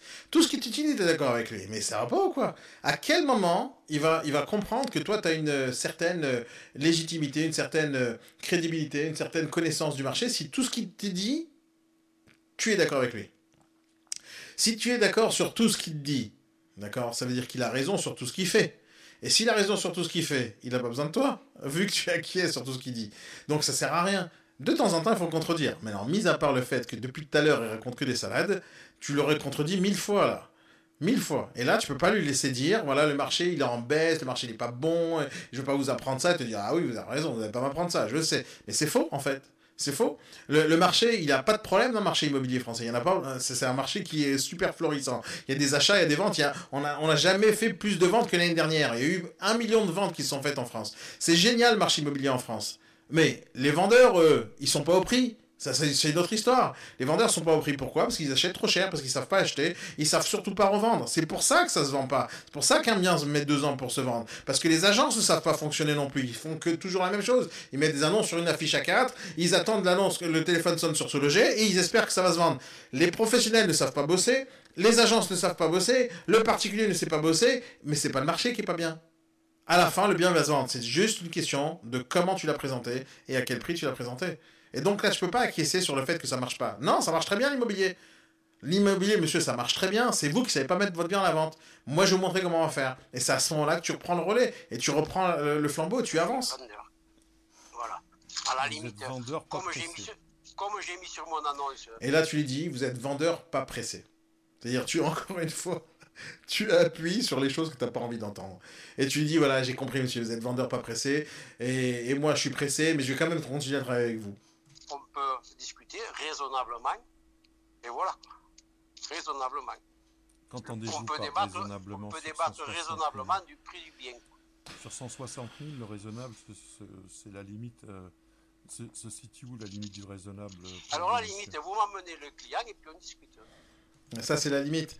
Alors, je m'énerve tout seul devant une discussion qui s'est passée hier ou avant-hier, je ne sais pas. C'est toi qui m'as demandé de te disséquer, alors je te dissèque, détail par détail, minute par minute, seconde par seconde. C'est comme ça, c'est ce que tu m'as demandé. Donc peu importe les résultats qu'il va y avoir derrière, et si jamais tu te vexes ou pas, c'est vraiment pas important. Mais franchement, tu me rends fou là. Tu me rends fou sur ce que tu es en train de dire. Moi, si la limite, c'est ça. on se rend Parce que compte... vous allez proposer de suite le bien, à la limite, c'est que je vais vous dire. Moi, je dis non. Donc, vous amenez un client qui est intéressé, et à ce moment-là, on va discuter de ce qu'on peut faire. Il n'y a pas de problème, monsieur. Quand est-ce qu'on prend rendez-vous? Tout à l'heure à 14h, vous êtes disponible, oui ou non? C'est ça qu'il faut faire. Il t'a fini une phrase, il t'a dit la phrase, tu dis d'accord, monsieur, on se voit tout à l'heure à 14h, et on continuera à discuter là-bas. C'est ça que tu dois faire. Mais non, tu fais pas ça. Moi, je vais vous expliquer comment on fonctionne. Bien sûr, va expliquer. Va. Sur notre Non, mandat... mais monsieur, moi, c'est que vous fonctionnez comme vous voulez. Voilà, il en a marre de la discussion, il en a marre. Prends rendez-vous. On est à 8 minutes 28 de cette discussion. La discussion qu'on a eue ce matin, c'était une autre discussion, donc il y a 3 minutes, et là c'est 8 minutes 28. Le mec, il te montre, il te le dit, j'en ai ras-le-bol des discussions. Faites comme vous voulez. Prends rendez-vous, bordel de merde. Mais tu ne prends pas? C'est bien d'accord, c'est votre entreprise, donc vous fonctionnez comme vous voulez. Moi, je vous explique comment moi je fonctionne. Oui. Moi, je fonctionne comme ça. Vous m'amenez un client qui est prêt à signer chez Julie Gauthier, ma notaire, voilà, et à ce moment-là, il me dit, on peut diminuer un peu. J'espère que tu as noté les coordonnées du notaire au moment où il te le dit. D'accord? Et on va discuter de ce qu'on va diminuer. Après, c'est oui ou sinon, il se barre ou il se barre pas, il fait ce qu'il veut, quoi.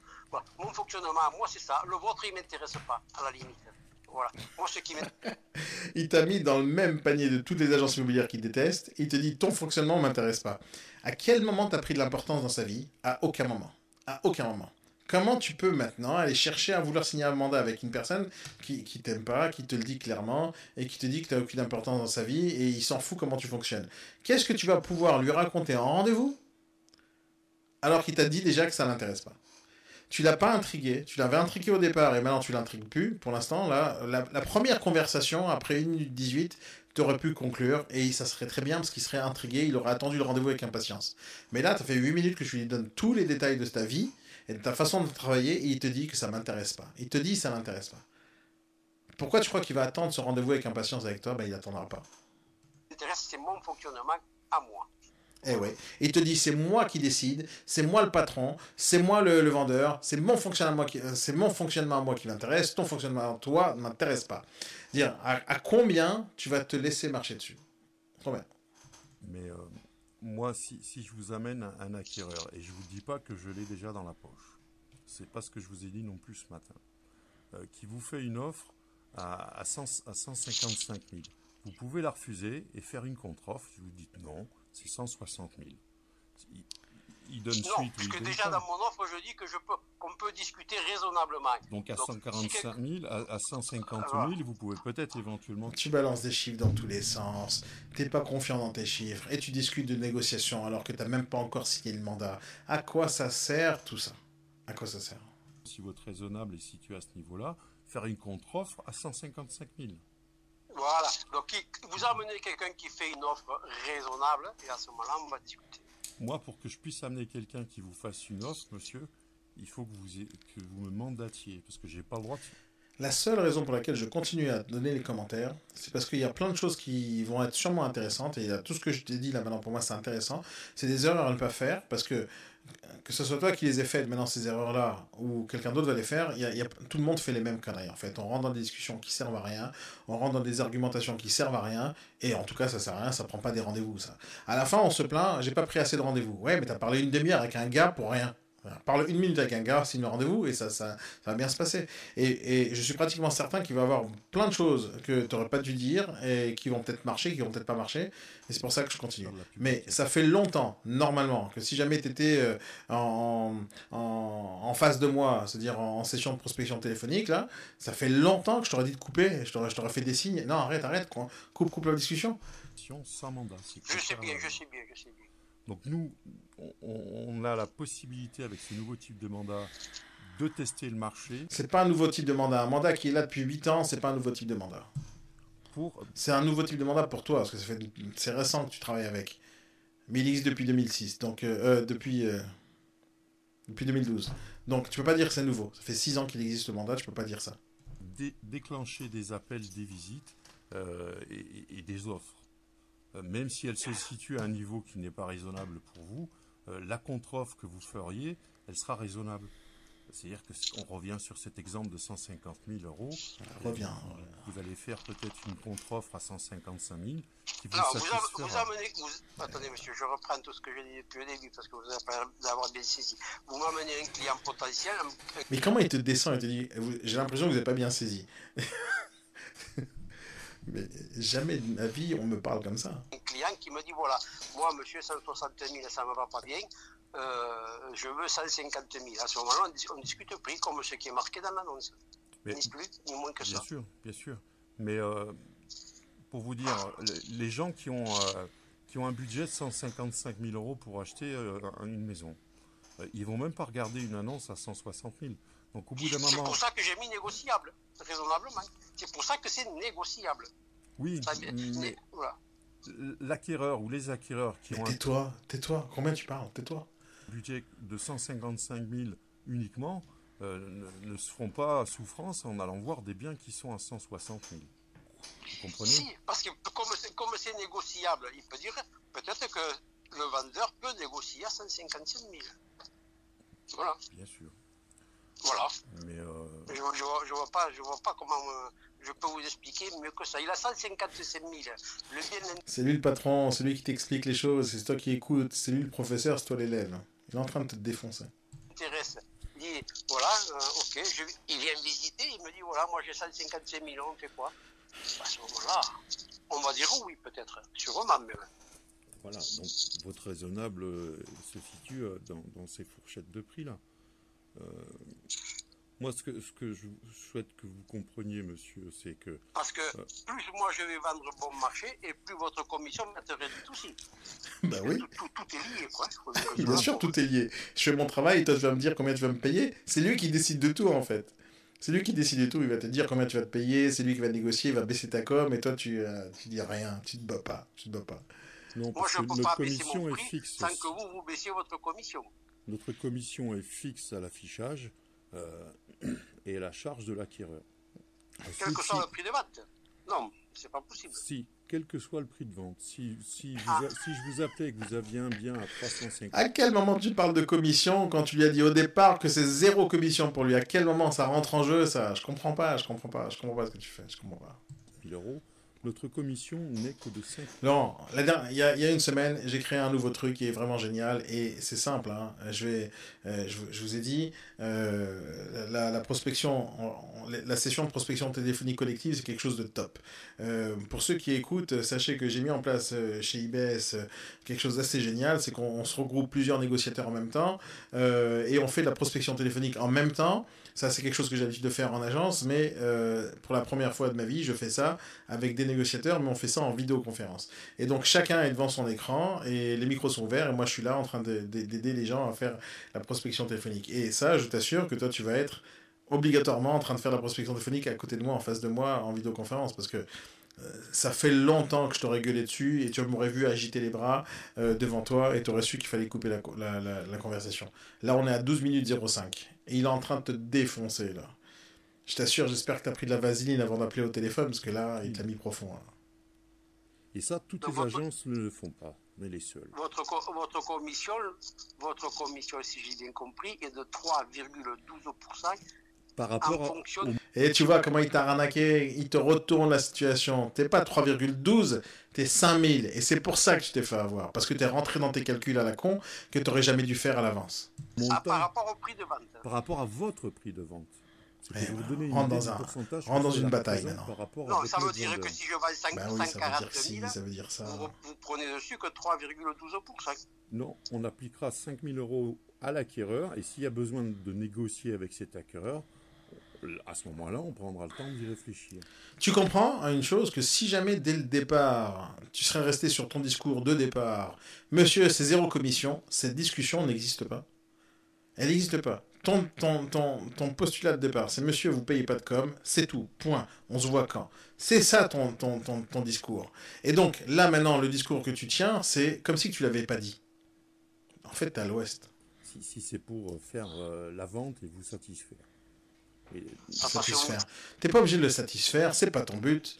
Si jamais t'as vendu le bien, il sera content ou pas, mais t'es pas là pour satisfaire, t'es pas un masseur, je sais pas quoi, t'es pas là pour satisfaire, t'es là pour faire ton job, et ton job c'est de vendre. Vous pouvez pas demander uniquement au vendeur de baisser le prix sans vous baisser votre commission, c'est qu'il y a quelque chose qui est pas logique. Déjà, notre commission est au plus bas. Au plus bas, encore une fois, tu repars sur le low cost. Ça, c'est votre choix, monsieur. Bah C'est ouais, pas mon il a choix. raison. Moi, mon choix, c'est le choix du prix. Vous, votre choix, c'est le choix de la commission. Donc, si vous Il a partez raison. déjà avec une commission basse qui ne vous ouvre pas la porte à négociation, ça n'est pas mon problème. Moi, j'ai T'as vu ce qu'il dit? Il dit quelque chose d'intéressant. C'est pour ça que c'était important que j'écoute toute la conversation. Et regarde ce qu'il te dit. Lui, il part du principe que les agences immobilières fixent un barème d'honoraires haut pour pouvoir négocier à la fin. Mais celui qui fait ça, c'est un abruti. Chaque agence immobilière qui fixe un barème d'honoraires élevé de 20 000 euros pour dire, voilà, je vais me faire négocier à un moment donné, je baisse, ce sont tous des abrutis, tous ceux qui font ça. Maintenant, je sais qu'ils font pas ça comme ça. Mais ceux qui font ça, c'est des abrutis. Pourquoi? Parce que c'est pas possible de décider de vendre un produit, quel qu'il soit, en disant, je vais me prendre une très grosse marge, et si jamais quelqu'un ne veut pas l'acheter, je baisserai ma marge. C'est pas possible. Dans n'importe quel commerce, si je vends des chaussures par exemple, et je vends des chaussures tout à fait équivalentes à n'importe quelle autre chaussure sur le marché, et tout le monde vend les mêmes chaussures à 120 euros, moi je me dis non, moi je vais les présenter à 253 euros, et comme j'ai pris une très grosse marge, il y aura des gens qui vont venir sur ma vitrine, ils vont voir 253 euros, ils vont se dire non, c'est trop cher, je vais rentrer dans la boutique et je vais lui demander de baisser le prix. Mais personne fait ça, dans aucune boutique, dans aucun produit, ni pour un iPhone, ni pour des chaussures, ni même pour une baguette. Vous pouvez pas rentrer dans une boulangerie en disant « Monsieur, j'ai vu votre baguette à 1,10 €, est-ce que je peux l'acheter à 85 centimes ?» Personne ne fait ça. Alors pourquoi une agence immobilière serait plus débile que n'importe quel autre commerçant sur la planète? Pourquoi une agence immobilière dirait « Moi, le bien, je le vendrai à 20 000 € plus cher, et si vous me faites une offre, je baisserai ma com. » Non, ça n'a aucun rapport. La commission, ça doit pas être négociable. C'est mon prix pour mon travail. Quand j'achète une baguette à 70 centimes, personne ne négocie la baguette. C'est le prix qu'elle a fixé pour gagner sa vie, la boulangère, et on payera les 70 centimes. Et si toi, tu as fixé que ta com, c'est 5 000 €, tu fixes ta com 5 000 €, tu bouges pas. C'est tout. Lui, il a fixé son prix à 150 000 €, 160 000 €. Il bouge ou il bouge pas, c'est son problème. Il veut pas baisser son prix, on vendra pas son bien, on passe à autre chose, on va chez quelqu'un d'autre. Le travail que tu fournis en contrepartie de ta commission, c'est ton salaire. Si le gars, il est salarié quelque part et qu'il a fait une mauvaise journée de travail, eh ben, il va pas lui baisser son salaire, son patron. Il va lui réprimander, peut-être qu'il va le virer. Mais il lui baisse pas son salaire. C'est comme ça, c'est la vie. C'est la vie, c'est comme ça. Et on ne peut pas négocier son salaire à chaque fois que tu vas rentrer en négociation. Et surtout qu'au départ, il ne devait pas payer de commission. À quel moment il rentre en négociation sur ta com maintenant? C'est-à-dire, il est en train de négocier à la place de l'acheteur ta commission. C'est pas son problème. C'est pas son problème. Et tu dois lui sauter à la gorge, là. Tu dois t'énerver, là. Tu dois t'énerver, tu t'énerves pas. Qui dit bien rentre dans mon oreille que votre négociation est 3,12% du prix de vente. C'est faux. C'est 5 000 €, c'est pas 3,12. 12% de votre prix de vente net vendeur actuel. Voilà, donc ça fait que si je vends 140 000, c'est pour vous 3,12%. Non, mon cher monsieur, c'est 5 000. C'est ce que vous venez de confirmer. Non, pas du tout. Notre commission à charge de l'acquéreur est de 5 000 €. Si vous acceptez une offre à 155 000 €, l'acquéreur va nous rétribuer 5 000 €. Il te rétribue pas, il te paye. Il te rétribue pas, il te paye, l'acquéreur. Il te rétribue pas, il te fait pas l'aumône, tu fais pas l'aumône. Il te paye parce que tu as travaillé, il te paye. C'est pour ça qu'on te paye. Pourquoi on t'a honte de dire ça? Et encore une fois, t'aurais dû lui répéter, monsieur, vous payez pas de com. Point. On peut arrêter de discuter de commission là maintenant. Vous payez pas de com. C'est tout. Combien vous en voulez pour votre bien? 160 000. Ok, on parle de 160 000. C'est pas ton problème maintenant, cher monsieur le vendeur. Vous payez pas de com.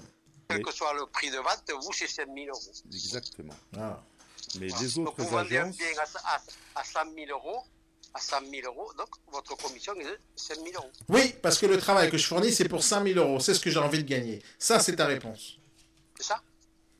Un bien, pardon, à 100 000 €. Voilà. Oui, tout à Votre fait. commission est toujours de 5 000 €.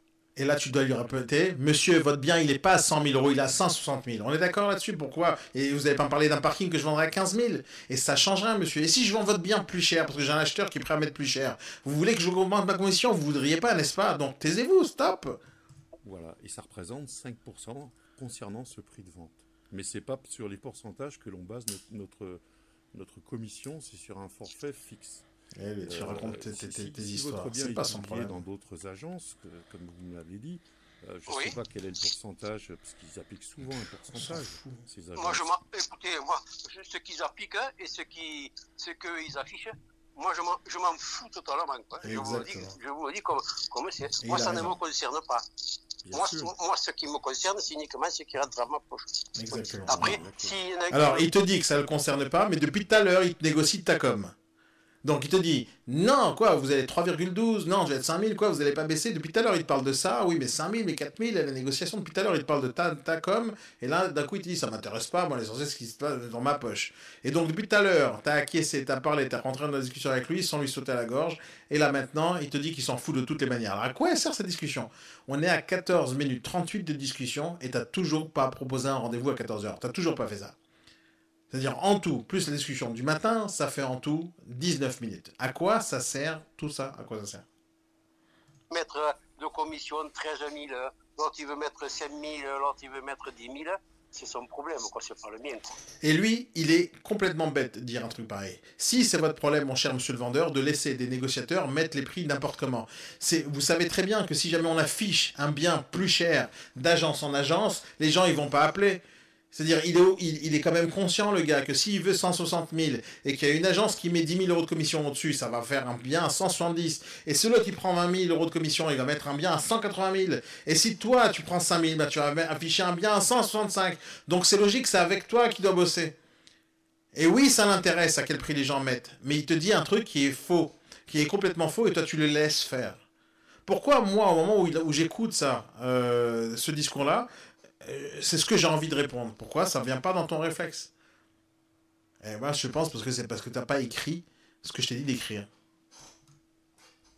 C'est son problème. Après, s'il y en a un qui veut se placer comme vous, et parce qu'il veut mettre que 5 000, c'est son problème aussi, quoi. Voilà. Je pense plutôt que c'est un avantage. Après, si mon prix baisse, obligatoirement, votre commission va baisser, ça coule de source, quoi. Et là, il est en train de te la négocier. Mais pourquoi ça coule de source? Pourquoi ça coule de source, putain? Pourquoi ça coule de source? Pas par rapport à notre grille d'honoraires. C'est 3,12% du prix de vente. Je n'ai pas dit qu'elle était de 3,12% notre commission. Ouais. J'ai dit que ça représentait par rapport au net vendeur. Allez, viens, on fait une bataille. Moi, j'ai un roi, t'as un as. Moi, j'ai une dame, t'as un valet. Allez, viens, on fait une bataille. Ça sert à quoi, cette discussion? Ça sert à quoi? Vous souhaitez l'équivalent de 3,12%. Mais notre commission est de 5 000 euros, quelle que soit la valeur du bien. C'est nos honoraires qui sont affichés et que la loi nous oblige à afficher et à inscrire dans tout mandat. Donc vous vendez un bien 50 000 euros, c'est 5 000 euros. Et ouais, mais votre bien, il n'est pas 50 000, votre bien est à 160. De commission.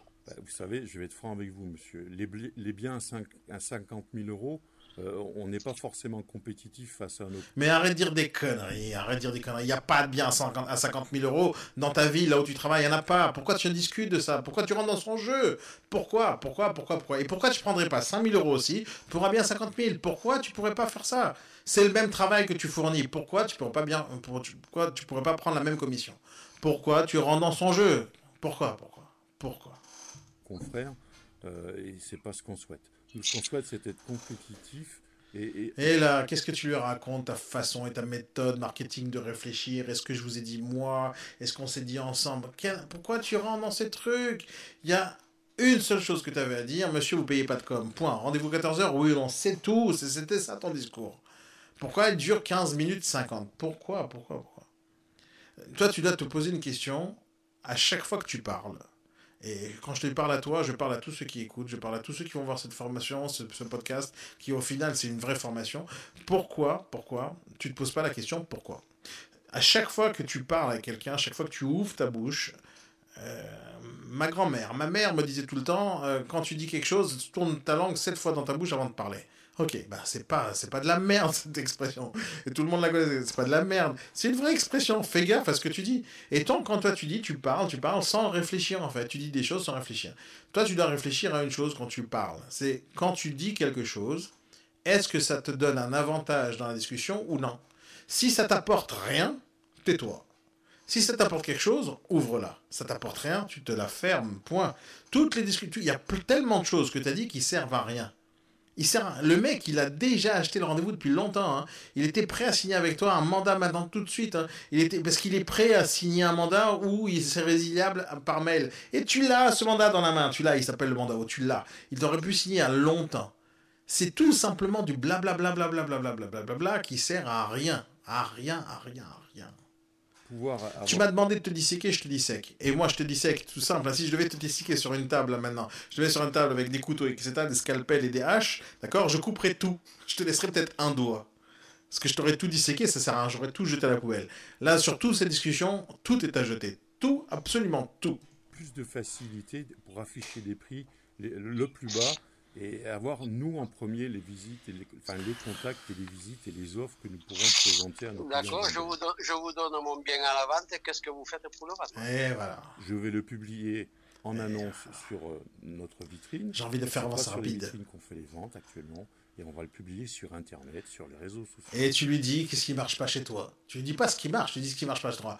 Nous, on va mettre sur la vitrine, mais c'est pas ça qui fonctionne le mieux, mais on va le faire quand même. C'est-à-dire, tu fais des choses qui servent à rien, tu le fais quand même. Ça sert à quoi de le dire? Pourquoi tu dis des choses qui servent à rien? Dis des choses qui servent. Et si jamais tu dis je vais sur ta vitrine, montre qu'il y a de l'importance à ta vitrine. Ne dis pas que ça sert à rien non plus. Donc, ça sert à quoi de faire quelque chose qui sert à rien? À rien.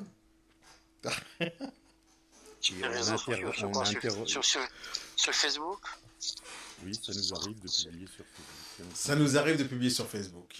Non, ça t'arrive pas de publier sur Facebook parce que tu publieras rien sur Facebook. C'est pourquoi tu publieras rien sur Facebook. Parce que c'est une grosse connerie de publier des biens sur Facebook. C'est pourquoi c'est une grosse connerie pour toutes les agences qui écoutent, pour tous les négociateurs qui écoutent et qui publient des biens sur Facebook. Ça sert à rien. Vous savez pourquoi? Parce que vous n'avez pas d'acheteurs sur votre page Facebook. Si vous avez des milliers d'acheteurs sur votre page Facebook, publiez des biens sur votre page Facebook. Mais vous en avez pas. Des fois, vous avez une page avec 22 j'aime, avec 3 pèlerins qui se baladent sur votre page, et c'est même pas des acheteurs, c'est vos potes. Ça sert à quoi de diffuser un bien sur Facebook? Si vous voulez diffuser un bien sur Facebook, il faut investir de l'argent, de la publicité ciblée sur Facebook. Là, ça vaut le coup. Mais à quoi ça sert vu que vous êtes déjà en train de dépenser de l'argent sur Se Loger, Le Bon Coin, Logiquimo, À Vendre à Louer, les pages jaunes, etc. Vous êtes en train déjà de publier, de dépenser de l'argent là-bas. À quoi ça sert de publier sur Facebook? Et même si vous devez le faire, vous connaissez pas Facebook. Vous savez pas comment ça fonctionne. Moi, je sais comment ça fonctionne. Vous savez pas comment ça fonctionne. Vous n'allez pas le faire. Arrêtez, ça sert à rien. Et donc, toi non plus, Laurent, tu diffuseras aucun bien sur Facebook. Non, tu feras pas ça. Donc, ça sert à rien de dire oui, de temps en temps, on le fait. C'est faux, parce qu'ils vont voir sur ta page que tu diffuses pas. Et même si tu diffuses, il y aura personne qui va cliquer j'aime. C'est pour ça, pourquoi personne va cliquer j'aime sur ta page Facebook? Parce que t'as pas de page Facebook, et sur la page Facebook de l'Expert Immobilier, on diffusera pas.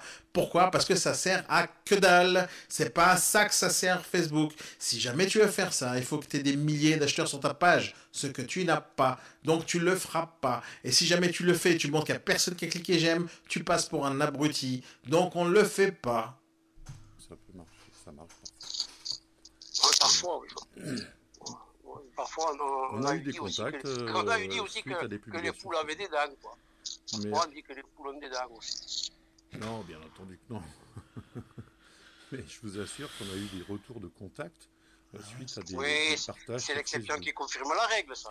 Il continue à se foutre ta gueule. C'est l'exception qui confirme la règle, bien entendu, partout. moi, les retours que j'ai suite à mes publications, c'est à travers les sites tels que Logiquimo, À Vendre à Louer. Tu dis que tu as eu beaucoup de contacts, quelques contacts qui sont venus par là, après tu dis non, et après tu dis oui, tu as raison, non. La plupart des contacts sont ailleurs. En fait, tu nages dans son sens, tu n'es que dans son sens. À quel moment il a pris ton sens? À aucun moment dans 16 minutes 54 de discussion. Parce que je vois les minutes qui passent. Consortium immobilier, Le Bon Coin également, parce que les gens font pas le tour des vitrines et des agences à notre époque. Ça c'est clair. Sur Internet. Donc je vais pas vous dire que j'ai la plus grande vitrine, ce qui est pas vrai. T'as de la chance, le mec il t'écoute, il écoute tout ce que tu dis, il te critique tout le temps, il te défonce tout le temps, mais il écoute tout ce que tu dis. Avec des affiches qui remplissent toute la vitre et qu'on voit même plus le jour à travers. Avec le meilleur emplacement, rue Carix de Cabel. Voilà, de toute façon on est la seule agence dans la rue, mais c'est pas la grandeur des bureaux d'une agence qui lui facilite la tâche pour être le moins cher en publication. C'est sûr aussi. Hein. Bon, écoutez, pour en revenir à nos moutons. C'est-à-dire, si toi, jusqu'à maintenant, t'as pas rebondi pour aller fixer un rendez-vous, je parie que c'est ce qu'il va faire. C'est lui qui va revenir à ton mouton. C'est lui qui va revenir à toi pour fixer un rendez-vous. Tu paries, toi, tu l'as pas fait, c'est lui qui va le faire. C'est pour ça que je te dis que c'est un client gentil. C'est un client gentil. Et je sais pas comment tu n'as pas eu le rendez-vous depuis 17 minutes 35. Je vais vous confier la vente de ma maison. Je sais pas comment il fait ça. Franchement, il te confie la vente. C'est lui qui décide de tout. Il va décider de tout prix. Il va décider du prix. Il va décider de ta commission. Il va décider de confier le bien et de te confier le bien. T'as vraiment de la chance. Sur ma vie, t'as de la chance. On va voir. On va voir. Bien sûr. On va voir. Il faut rester optimiste, quoi. Il te dit, il faut rester optimiste, c'est-à-dire qu'il est totalement désespéré. C'est quoi ce truc? Moi, je fais pas ça. Si j'étais pessimiste. Et tais-toi, va, prends le rendez-vous, tais-toi, pas avant. Prends le rendez-vous. Est-ce que l'on peut se voir lundi en début d'après-midi? Mais non, lundi 14h, pourquoi pas maintenant? On peut se voir même aujourd'hui. Voilà. Lui, il te dit on peut se voir même aujourd'hui. Pourquoi tu repousses à lundi? Pourquoi tu fais ça? Pourquoi? Dans une heure, si vous voulez. Il est 4h, à 17h, on peut se voir. Parce qu'après, ça va être très difficile. Oui, écoutez, je pense qu'ils sont partis, les manifestants qui étaient pas loin de chez Bien sûr, rajoute un barrage, les manifestants, pour essayer de pas y aller au rendez-vous. Mais oui, tu y vas. J'ai des impôts. Vous habitez où? J'habite pas loin, dans le quartier Gassiral. Qu'est-ce que ça change, j'habite? Vous voulez boire un café? C'est Gassiral, vous habitez? Du côté dans le quartier Gassiral. Et c'était très bruyant tout à l'heure. Du côté des impôts, apparemment, ça a l'air d'être un peu plus calme. Mais oui, tout à fait, si vous voulez, on se rencontre à 17h. Donnez-moi votre adresse. Vous habitez à côté des impôts? J'habite pas très loin des impôts, j'habite dans le quartier des Gassières. Vous pouvez venir à pied, c'est une promenade. La médiathèque, c'est une promenade. Il va te dire comment tu vas aller au rendez-vous aussi. Il faut un quart d'heure. Moi, quand je vais aux impôts, je vais à pied. Ou quand je vais chez des amis dans la rue Paul Philoptèque, tout ça, au stade, je vais à pied. Il faut, grosso modo, il faut un quart d'heure, 20 minutes. Oh là là. Donc, si vous partez, dès qu'on raccroche à 17h, vous êtes chez moi. Vous savez où il y a le Botafogo? Pas vraiment, non, je fréquente pas les boîtes. Le Botafogo, oui, c'est. Je vois à peu près. Vous savez où il y a le Botafogo? Oui, quand oui, même. oui, mais j'y suis. Même si vous ne le fréquentez pas, non plus, je ne le fréquente pas, mais je sais où il est, quoi. Et bien sûr. Voilà. Vous savez où, après le Botafogo, il y a un marchand de pneus, là, technique pneus. Oui. Voilà, quand vous êtes à technique pneus, vous m'appelez et je viens vous prendre. C'est-à-dire quoi, il va venir te prendre? Pourquoi? Ça sert à quoi? Demande-lui l'adresse, t'as un GPS, t'as Google Maps, t'as Waze, t'as tout ce qu'il faut, t'as pas besoin de ça. Donnez-moi l'adresse, monsieur, j'arrive, c'est tout. D'accord. Voilà, comptez sur moi à 17h. Hein. Bah écoutez, vous pouvez compter sur moi, je serai là. Peut-être même un peu avant si je marche. Oui, je vous attaque. Et rappelez-moi votre nom, s'il vous plaît. Ça fait 2 heures que je parle avec lui, enfin pas 2 heures, ça fait 19 minutes 39 secondes, plus 3 minutes de tout à l'heure, et il se rappelle toujours pas de ton nom. C'est pas possible. Laurent Bergerot. Laurent Bergerot. Oui. D'accord, à tout à l'heure, monsieur Bergerot. À tout à l'heure, monsieur. Au revoir. Au revoir. J'ai pas envie de faire le montage. Allez. Mais c'est pas grave, hein, tant pis pour toi, hein, fallait pas me demander. Regarde, pour conclure tout ça, mon cher Laurent,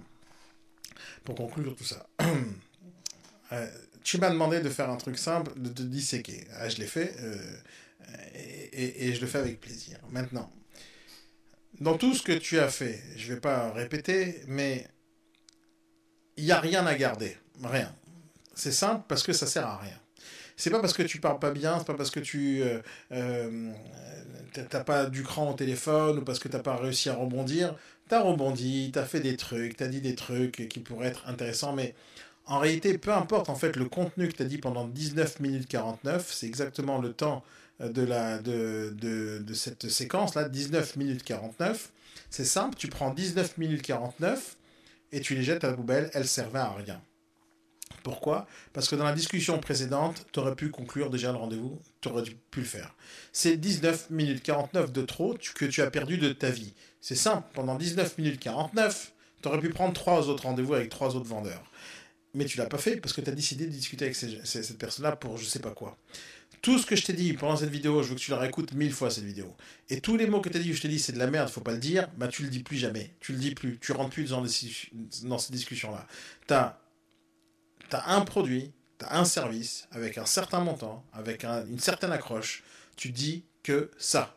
Tout le reste de ta discussion, cette discussion elle aurait pu être aussi longue en face à face.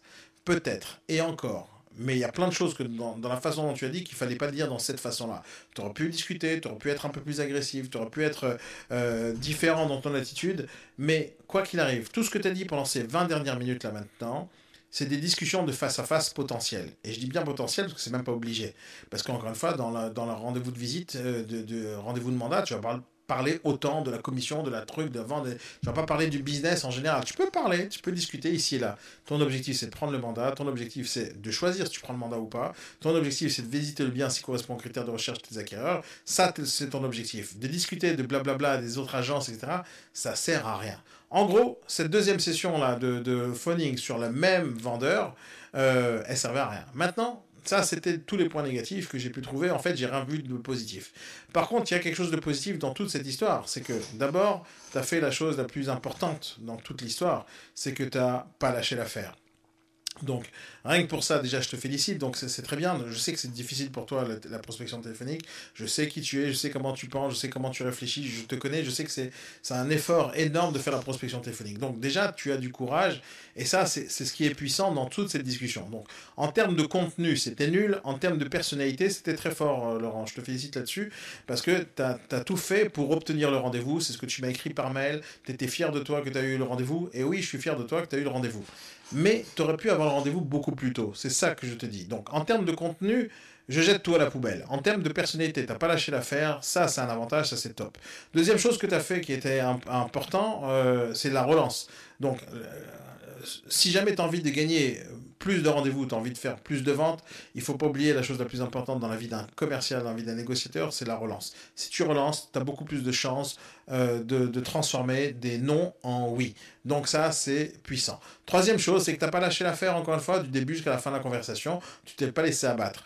Moi, je suis pas dans cet état d'esprit que lorsque je discute avec les gens. C'est pas que j'ai pas envie de me laisser abattre, c'est pas que j'ai pas envie de subir. Non, c'est moi qui fais subir à l'autre. Ma discussion, mon sujet, mon tempo. C'est moi qui contrôle la discussion. Ce que tu n'as pas fait. Mais tu as quand même tenu le coup jusqu'au bout. Et à la fin, tu as obtenu à la fin le rendez-vous. Maintenant, en termes de contenu, il n'y a rien d'intéressant. Vraiment rien d'intéressant qu'il faut dire dans tout ce que tu as dit. C'est parce qu'on est en prospection téléphonique, on n'est pas en rendez-vous mandat. On est en prospection téléphonique, ton objectif c'est rendez-vous. Donc, il y a plein de choses à ne pas dire, tout simplement. Mais de l'autre côté, il y a aussi le ton à travailler. Le ton est trop lent et trop monotone et tu dois vraiment travailler le ton. Et ça, tu peux le travailler, c'est simple. Mais les choses les plus importantes que tu as faites, il faut que tu t'en rappelles, qui est la relance et le fait que tu n'as pas lâché l'affaire. Mais lorsque tu lâches pas l'affaire en étant juste un cran en dessous du gars, tu es juste en train d'essayer d'esquiver les coups qu'il est en train de te mettre. Et nous, on n'est pas en train, dans l'état d'esprit de la prospection téléphonique, tu ne dois pas esquiver les coups, tu dois les donner. Il faut que l'autre personne est en train d'esquiver tes coups. Et quand elle va esquiver tes coups, elle va avoir du mal et à la fin, elle va devoir accepter le rendez-vous. Donc, on est un tout petit peu plus agressif sur la discussion, on est un tout petit peu plus agressif dans le ton, dans la méthode, et tu essayes de ne pas tomber dans ses pièges. Et ses pièges à lui, c'est quand il pose des questions. Et c'est toi qui dois poser des questions. Donc, tu veux contrôler la discussion, tu poses des questions. Voilà, c'est tout ce que j'ai à dire pour cet échange que tu m'as confié à la dissection. J'espère que ça vous a tous aidé. Il y a les liens en bas de la vidéo pour plusieurs choses. D'abord, pour le podcast, si vous êtes en train de regarder sur YouTube, donc il y a le lien sur le podcast, et si vous êtes en train d'écouter sur le podcast, il y a le lien vers la vidéo YouTube si ça vous intéresse. Mis à part ça, pour ceux qui ont envie de s'améliorer en prospection téléphonique, il y a une formation que j'ai mis en place sur notre site internet ibesformation.com, la formation intégrale sur la prospection téléphonique. C'est d'une 30aine d'heures de formation pour apprendre toutes les meilleures méthodes qui existent pour pouvoir prendre le maximum de rendez-vous possible. Mis à part ça, si vous avez envie d'apprendre à faire de la prospection par SMS, il y a aussi une formation sur notre site internet ibesformation.com. Il y a plein de choses intéressantes que vous allez pouvoir voir. Et si vous avez envie d'apprendre le maximum de choses tout au long de l'année, il y a aussi un abonnement sur notre formation, sur l'abonnement intégral sur toutes nos formations que nous faisons tout au long de l'année. Ça représente à peu près 320 heures de formation sur plusieurs thèmes différents. Il y a aussi un autre truc important, c'est que lorsque vous êtes client chez IBS, il y a quelque chose de très important que je fais depuis très longtemps, c'est le B-Morning Live, c'est-à-dire c'est des séances de coaching tous les matins pour aider les personnes justement à s'améliorer sur les petits détails de leur vie de tous les jours avec leurs clients. Mais il y a aussi quelque chose d'important aussi, c'est nouveau, c'est le mentorat collectif où vous allez venir et je vais vous aider à régler votre problème à vous, et pas le problème de plusieurs personnes, mais votre problème à vous spécifiquement. Et encore un truc qu'on a rajouté dernièrement, j'en ai parlé tout à l'heure un peu, c'était la séance de prospection téléphonique collective qui est une merveille, je pense, et qu'on va améliorer notre façon de faire avec. Mais l'idée, c'est que tout le monde vient et prospecte en même temps, c'est un après l'autre ou en même temps, des clients différents. Et le fait que vous fassiez ça, même quand vous êtes de chez vous en train de parler, un il est à Marseille, l'autre il est à Toulouse, l'autre à Montpellier, le fait de se regrouper en vidéoconférence et avec moi en plein milieu, ça va vous aider parce que je vais vous motiver à décrocher un autre téléphone et un autre rendez-vous et je vais vous donner les meilleurs conseils pour que vous puissiez réussir à en obtenir le maximum possible. Et tout ça, ça sera en temps réel. Et voilà, je trouve que c'est génial et ça a aidé les autres. Voilà. Mais non, mis à part ça, si vous êtes en train d'écouter ce podcast ou cette vidéo, il y a un lien aussi dans la description pour rejoindre notre groupe Facebook où là-bas vous allez pouvoir me poser des questions, échanger avec nous, échanger avec d'autres négociateurs, demander des conseils, partager votre expérience et c'est tout simplement top. Donc voilà, c'est tout ce que j'avais à dire pour ce soir. J'ai dit tout ce que j'avais à dire. J'ai donné les meilleurs conseils que je pouvais donner sur cette discussion, cet échange. Merci à toi, Laurent, d'avoir partagé ça avec nous. J'espère ne pas t'avoir vexé sur tout ce que j'ai dit, mais voilà, j'ai réagi en temps réel. C'était de la pure improvisation, donc il n'y a pas de texte. J'ai pas de texte devant moi. J'improvise sur ce que j'entends. Et voilà. Passez tous une très bonne soirée et je vous dis à très bientôt. Bye bye.